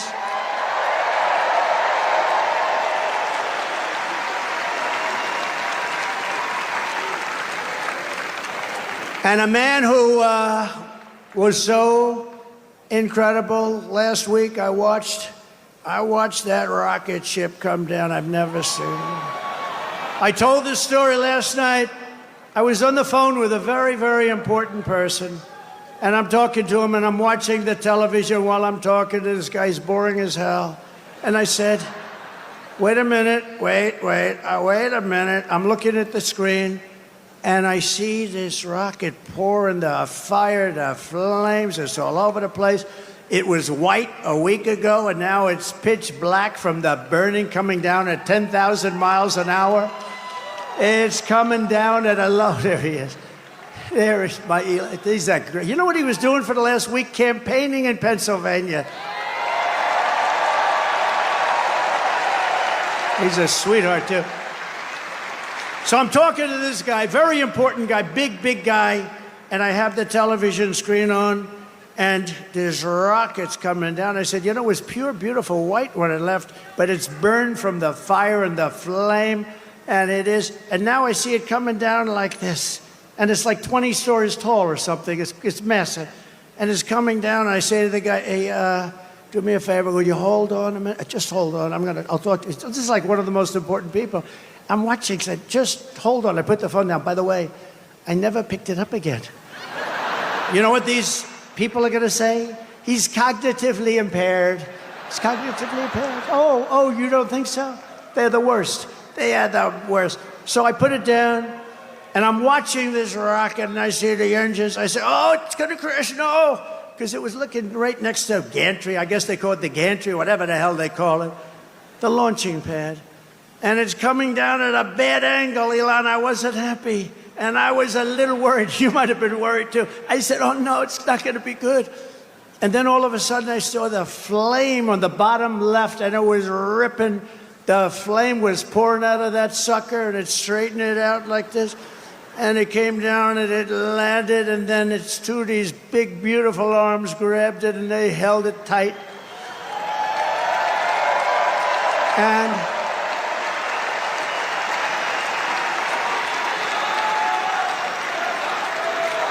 And I said, I wasn't sure if it was a movie. I thought it might be one of these crazy movies. And I said, I got to call Elon. And I call him. I said, Elon, was that you? This is like about 4 minutes after. Was that you? Yep, that was me. I say, Elon, you're a genius. You are a genius. You are. He is special. He is special. And you know what he wants more than anything else? For our country to be really well run, solidly run, to be run democratically, all the things that everybody in this room wants. And I mean, honestly, he left that pad and he went to Pennsylvania to campaign. Can you believe it? And I asked him a couple of questions. I said, Elon, let me ask you a question. Can Russia do that? No. Can China do that? No. Can anybody do that other than you? Nobody else can do it. Nobody else can do it.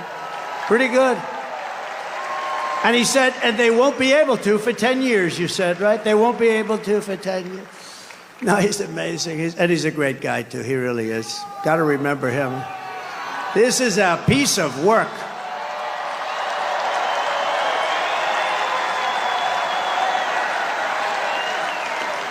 You know, we had a black hat, right? You saw him with a black hat at Butler. He was there, and it was beautiful. We had 101,000 people celebrating a great firefighter, a great guy, Corey. And Elon got up, and I didn't even know we made a black hat. I've never seen anybody wear it. I see the red hats all over the place, the white hats. I see all different, but I never saw black. But he liked the black. You know, he's a little different. It's a black hat with black letters, okay? It's called understated. And I said, you like that hat? He said, I love that hat. I call it dark MAGA. But you know that after that evening, that became our #1 best-selling hat for that week. All I have to do is put something on them now. You're great. And thank you very much. Thank you very much. It's great. Thank you. And we also have somebody that is great. And look, we're not going to let him go too crazy, Elon, with the oil and gas stuff. And, you know, because Robert F. Kennedy cares more about human beings and health and the environment than anybody.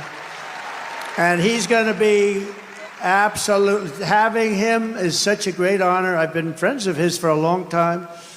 And I'm going to let him go wild on health. I'm going to let him go wild on the food. I'm going to let him go wild on medicines. The only thing I don't think I'm going to let him even get near is the liquid gold that we have under our feet. I don't know, Elon, he might not like liquid gold. It's oil and gas, sometimes referred to as oil and gas. JD, I think we're going to have to keep him away from the oil and gas. What do you think, Howard? Yes? But where is Robert? He's around. He gave a beautiful speech. He's a great guy. He truly cares. I mean, he truly cares about this, and it's an honor.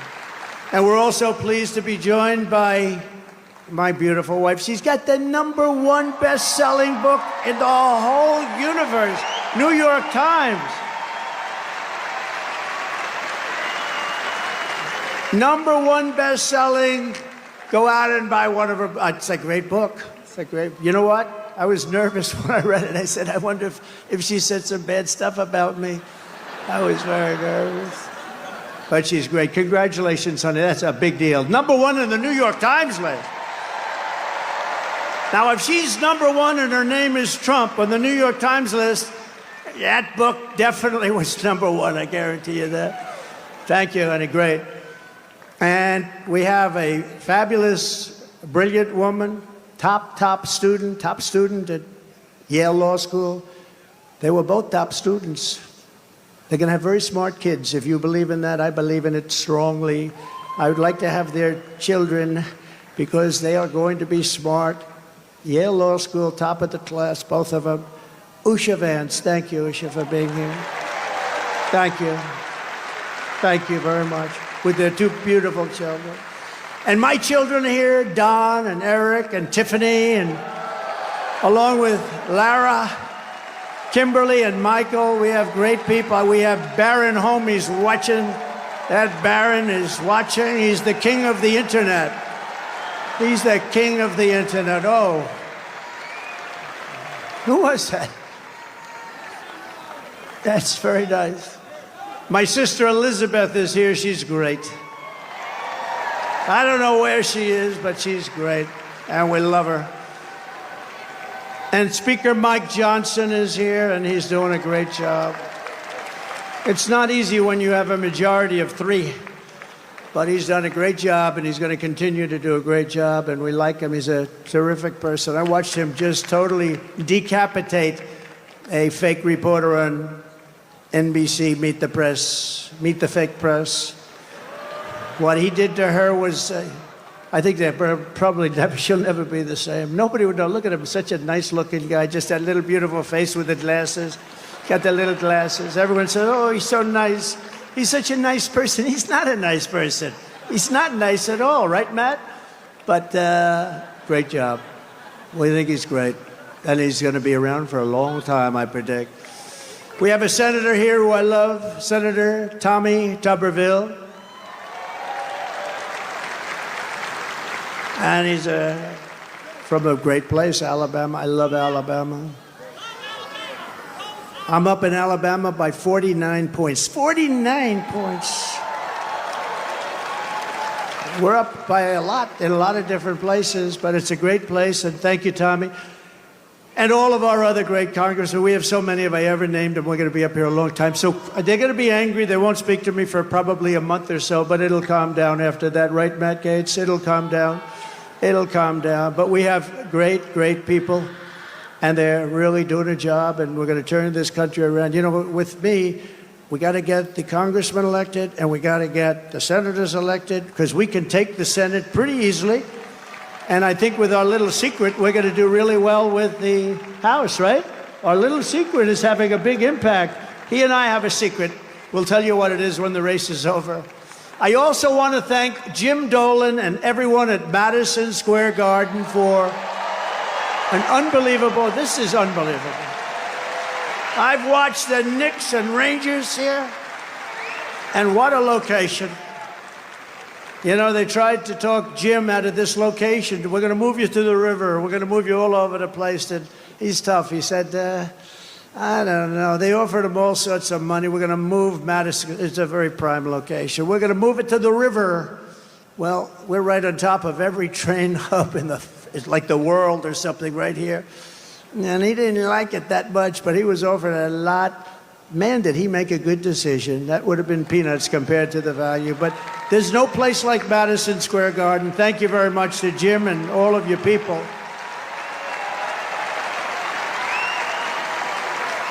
But here are the facts. Kamala Harris is a radical left Marxist, rated even worse than crazy Bernie Sanders or Pocahontas. She destroyed our economy. She was an original creator of Defund the Police. Can you believe it? She was one of the originals for Defund the Police. And anybody who wants to defund our great police for even 1 week is not worthy of being president of the United States, because that's where her thinking is. Kamala vowed to abolish ICE. You know, those tough people you've been looking up at the screen? They're the ones that get them out of our country. I know a lot of people right in these rows. They're very tough. They don't want any part of it. They got to go in there, fist a-blazing to move them. You know, we had a case in Long Island where MS-13, one of the other really bad gangs, killed 2 young girls, 16 years old, walking to school. They didn't shoot them, they knifed them and they cut them into little pieces because it was so painful. Perfect, young, beautiful girls were cut up into little pieces by knives. MS-13, they're animals. And you know who took care of it for us? ICE. ICE, they had no problem. Kamala wants to defund ICE. We're not defunding ICE, right? We're not defunding ICE. We're not even going to think about it. She's never going to get the chance. There's no way she becomes president. There's no way.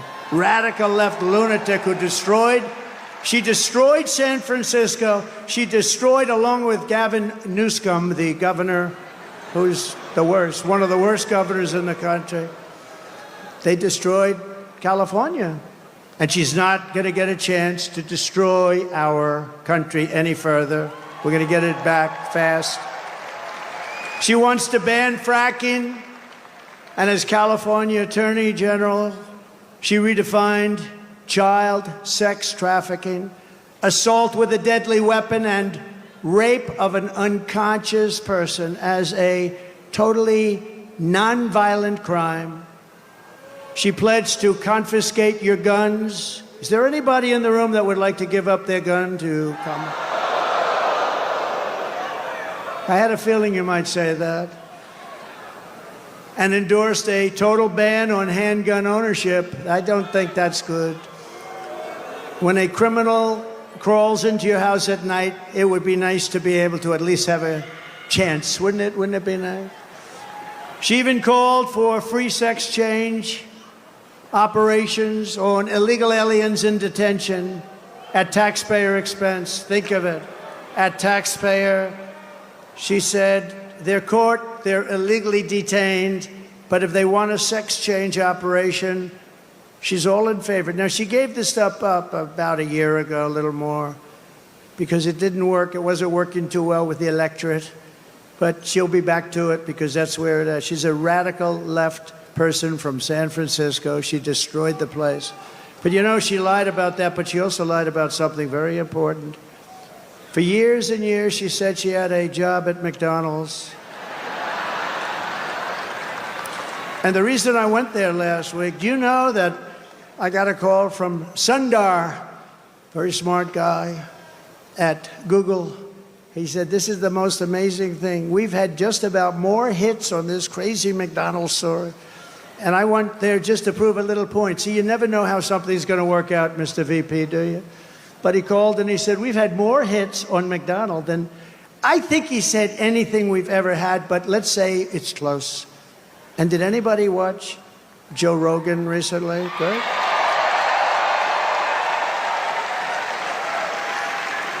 So she lied about McDonald's. She lied about everything. She's got ads on saying Donald Trump is this, he's going to do this, he's going to do... It's the exact opposite what my policies are. She's got me doing this. He doesn't want to frack. No, I'm all for fracking. And I have been for... One thing I have been, even the enemy, because they are the enemy, what they've said, even that enemy too, and they're really the enemy. They're the enemy of the people, the press. They said one thing about me that I consider a great compliment.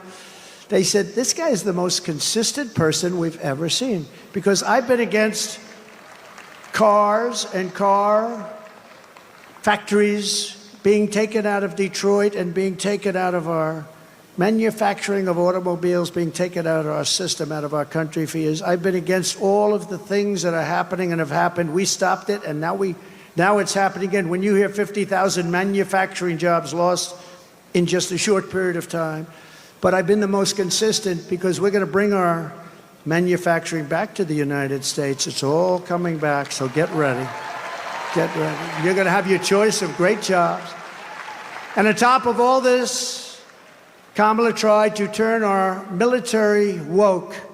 So tonight, whether you are a Republican, Democrat, or independent, conservative, or liberal, I'm inviting you to join the greatest political movement in the history of our country. It's really that it is. Do you know it's the greatest movement in the history of our country? I tell the story that years ago, there's a guy, he's a great guy, older guy now, very old. but he was great. Conservative guy. Pat Buchanan, right? We know Pat Buchanan. He came in second in the New Hampshire primary, and for 45 years he made an unbelievable career of it. He was a hot item. He was on every show. He came in second in one primary. We came in first in 50 primaries.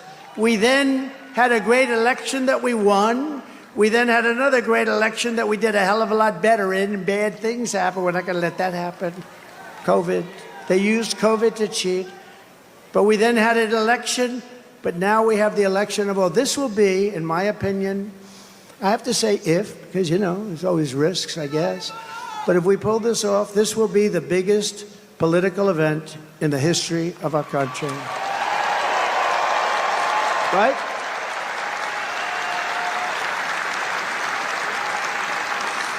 And we're building the biggest, broadest, most diverse coalition in American history, including union workers and Border Patrol agents. By the way, the Border Patrol gave me last week their complete and total endorsement. They said he's the greatest president in the history of the country, but we don't have to go that far.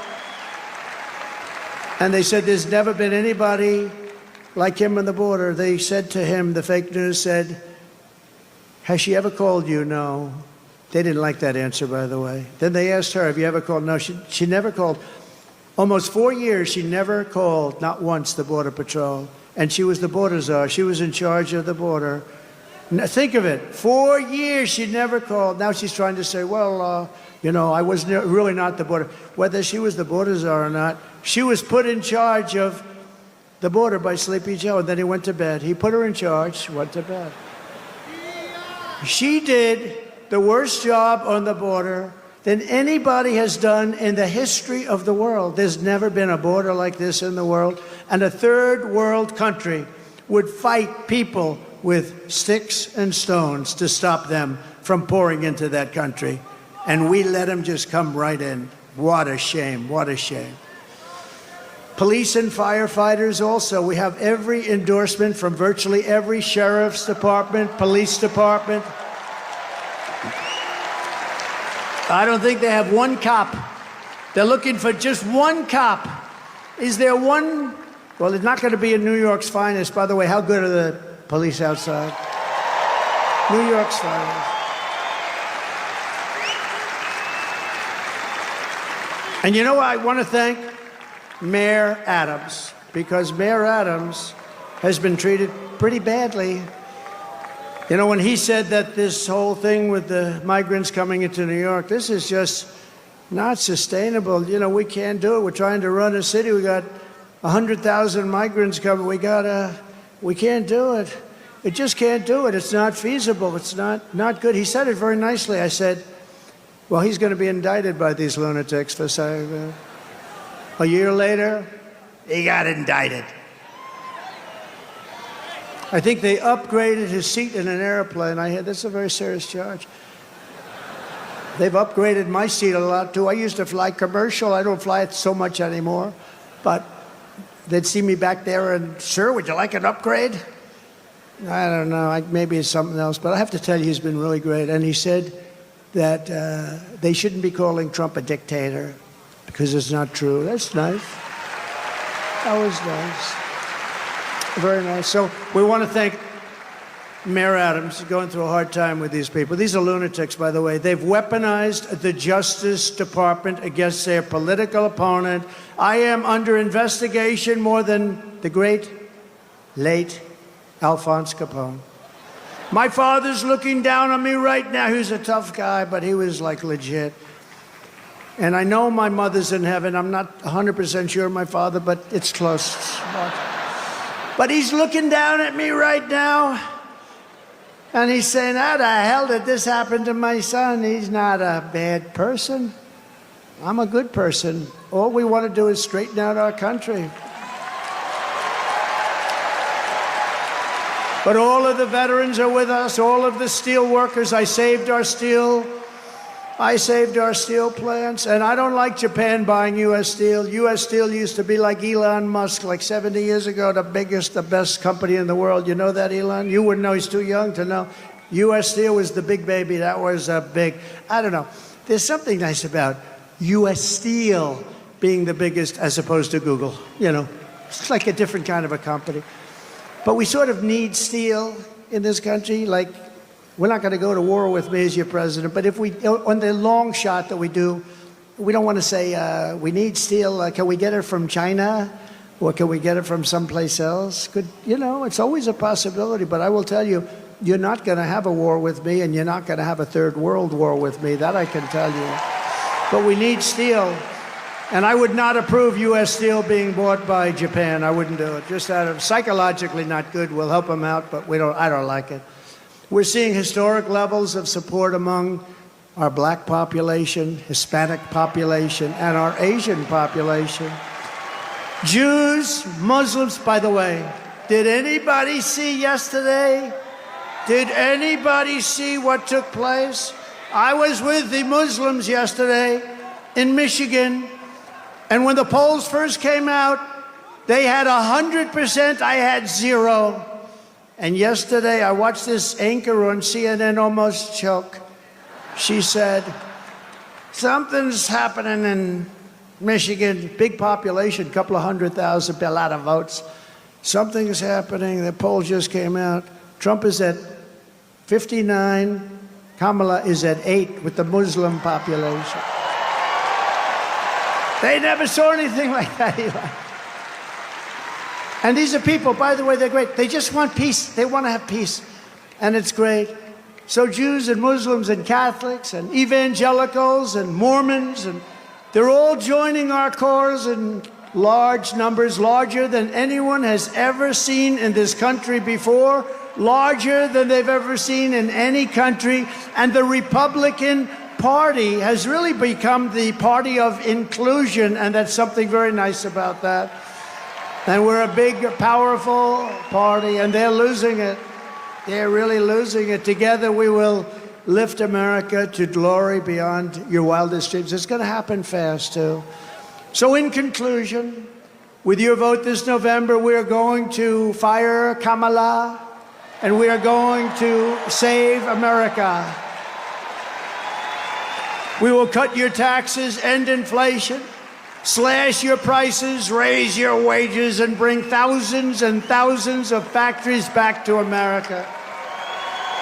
We're even going to get Elon to bring that stuff back. We will build American, we will buy American, and we will hire American. I will end the war in Ukraine, which would have never happened if I were president. I will stop the chaos in the Middle East, and I will prevent World War III from happening. We will crush violent crime and give our police the support, protection, resources, and respect that they so dearly deserve. We will strengthen and modernize our military. I rebuilt our military in total, rebuilt all of our military, built 571 miles of wall, too. I took it out of the military because I couldn't get it from the people in Congress that should have given it to us. So I considered it an invasion. I said to a couple of generals, I said, congratulations, this is an invasion of our country. So I took it out of the military, had 9 lawsuits and won them all. We will build a massive defense shield, all made in the USA. We're going to build a beautiful dome over our country. And a lot of it's going to be made right here in New York. We will rebuild our cities, including our capital in Washington, D.C., which has become a very dangerous and badly managed place. We're going to make them safe, clean, and beautiful again. We will teach our children to love our country, to honor our history, and to always respect our great American flag.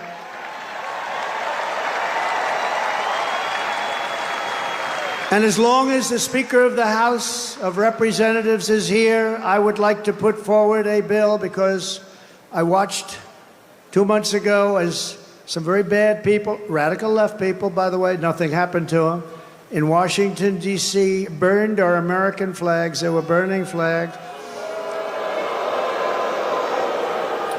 And I would like to suggest that we put in a bill, if you burn the American flag, 1 year in jail.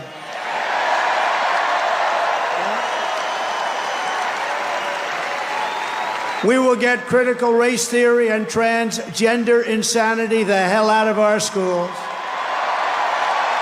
And we will keep men out of women's sports. I will defend religious liberty, I will restore free speech, and I will defend the right to keep and bear arms. Our Second Amendment is under siege.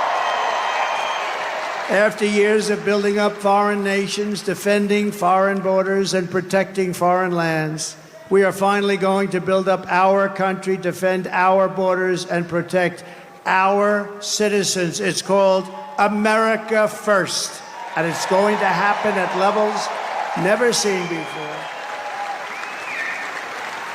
And I'll tell our friends, our allies, who sometimes treat us very badly, that it's about time we take care of ourselves. And we will stop the illegal immigration that's taking place at levels never seen before. We will stop it cold and once and for all. We will not be invaded. We will not be occupied. We will not be overrun. We will not be conquered. We will be a free and proud nation once again. Everyone will prosper. Every family will thrive. And every day will be filled with opportunity and hope. And very much so, it will be filled with the American dream. We're bringing back the American dream, and we're going to bring it back at the highest level that you've ever seen. But for that to happen, we must defeat Kamala Harris and stop her radical left agenda with a landslide that is too big to rig. So you need to get out and vote. Get your husband off the couch. The football game doesn't mean a damn thing. You got to get out and vote. Get up, Harry. Come on, Harry. Get up, Harry. Let's go. You're going to vote for the president, Harry. We're going to save our country. For the past 9 years, we have been fighting against the most sinister and corrupt forces on earth. With your vote in this election, you can show them once and for all that this nation does not belong to them. This nation belongs to you. It belongs to you. No city embodies the spirit, energy, and potential of the American people more than where we are gathered tonight. We want to win our country, but we also want to win New York and make it safe and strong and beautiful and affordable and vibrant again. And we're going to do that. And we'll work with the mayor and we'll work with the governor. We're going to do that. We're going to make it great. You know, when I left for Washington 8 years ago, we had a horrible mayor named de Blasio. He was a horrible. And things you could see they weren't being properly done, but still it was a place that people wanted to be and all. But since then, our federal government, what they've done to this place, what they've done to the state, and I mean, to force hundreds of thousands of really rough people into this beautiful, I call it a beautiful oasis. When I left, New York was the place you wanted to be, and now people just don't speak well of it. But we're gonna bring it back, and we're gonna bring it back strong. And I hope you go out and vote. You got to vote. It would be such an honor to win New York. Hasn't been done in decades. Hasn't been done in so long. It hasn't been done in so long. They all say, "Sir, you're wasting your money." I don't think so. Your crime is through the roof. Everything is through the roof.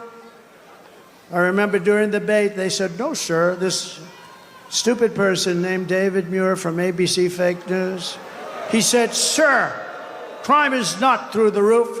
Crime is down." I said, "No, it's not." I said, "It's not down, it's up. It's down." I was like debating three people. I had him, I had that person next to him who I never even heard of. But it turned out the following day, they released the stats, and crime was up 45%. And what a shame, what a shame. We really need a fair press in this country. If we have a fair press, that's going to be 50% of the battle of bringing it back.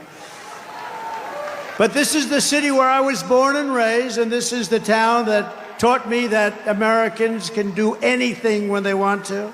So no matter our differences, when we work together, there is nothing that we cannot achieve. from New York to Las Vegas, from Philadelphia to Phoenix, from Chicago to Charlotte, from Atlanta to Detroit, this nation was built by generations of American patriots who gave everything they had for our rights, our future, and for our freedom.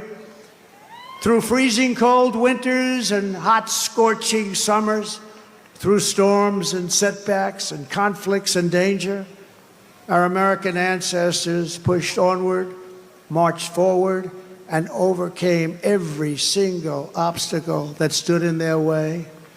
Together they crossed the oceans, settled a continent, tamed the wilderness, laid down the railroads, raised up those mighty skyscrapers, built the highways, won 2 world wars, defeated fascism and communism, and launched American astronauts to the moon.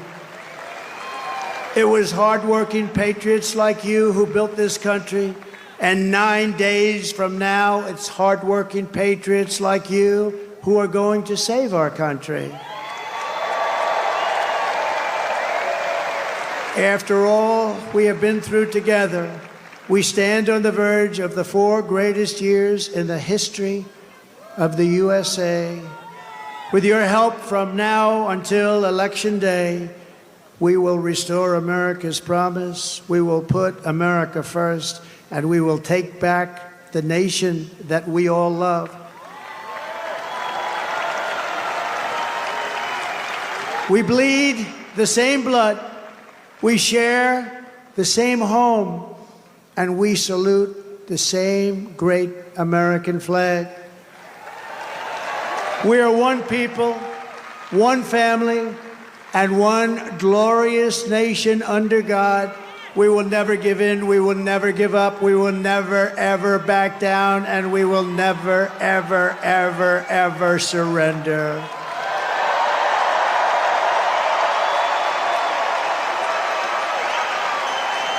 Together we will fight, fight, fight, and we will win, win, win. We're going to win, win, win. November 5th will be the most important day in the history of our country. And together we will make America powerful again. We will make America wealthy again. We will make America healthy again. We will make America strong again. We will make America proud again. We will make America safe again. And we will make America great again. Thank you, New York. God bless you. God bless you all. Thank you.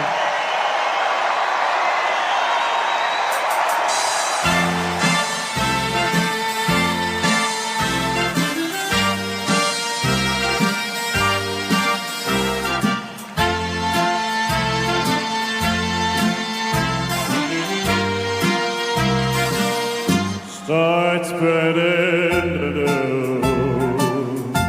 I'm leaving today. I'll make a brand new start of it. New York, New York. These vagabond shoes are longing to stray.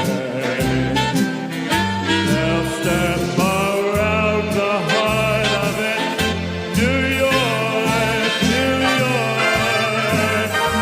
I wanna wake up in a city that never sleeps. The modern king of the hill, top of the heap. These little town blues are melting away.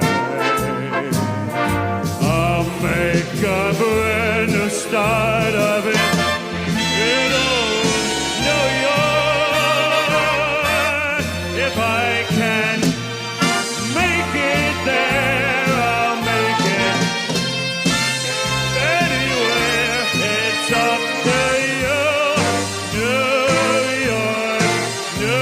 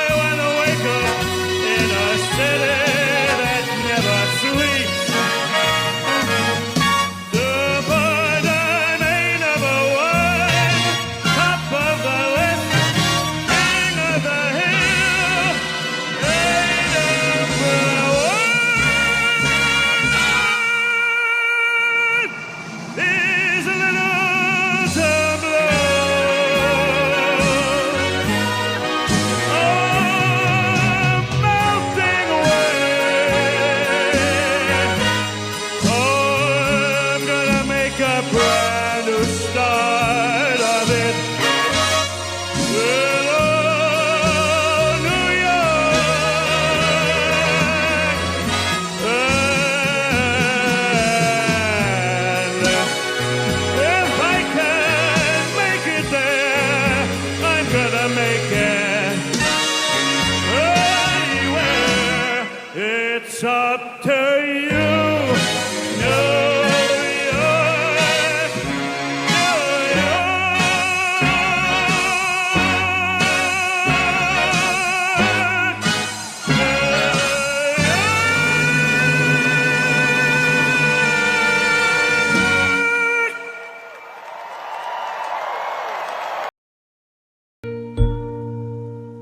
This Diwali, give what the heart truly desires.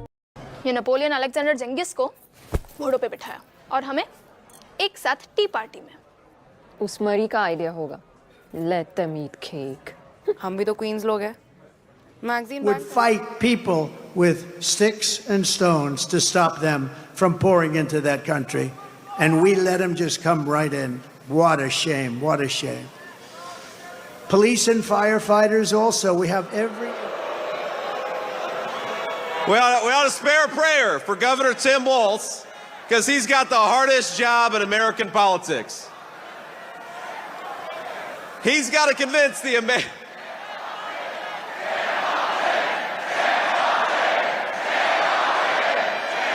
What's up, man?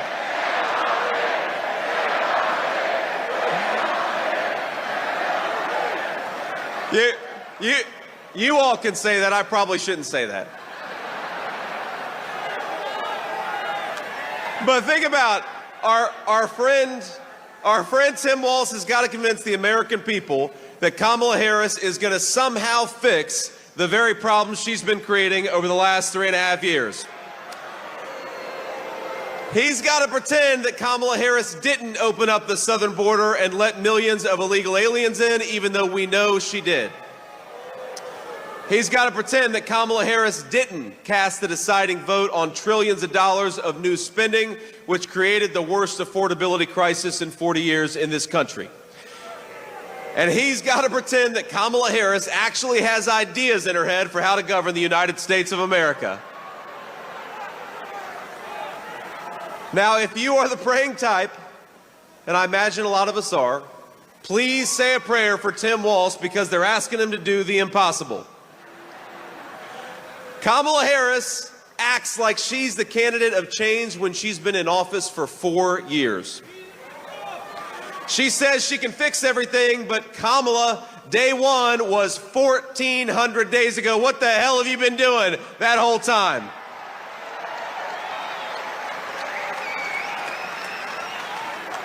Now, my favorite Kamala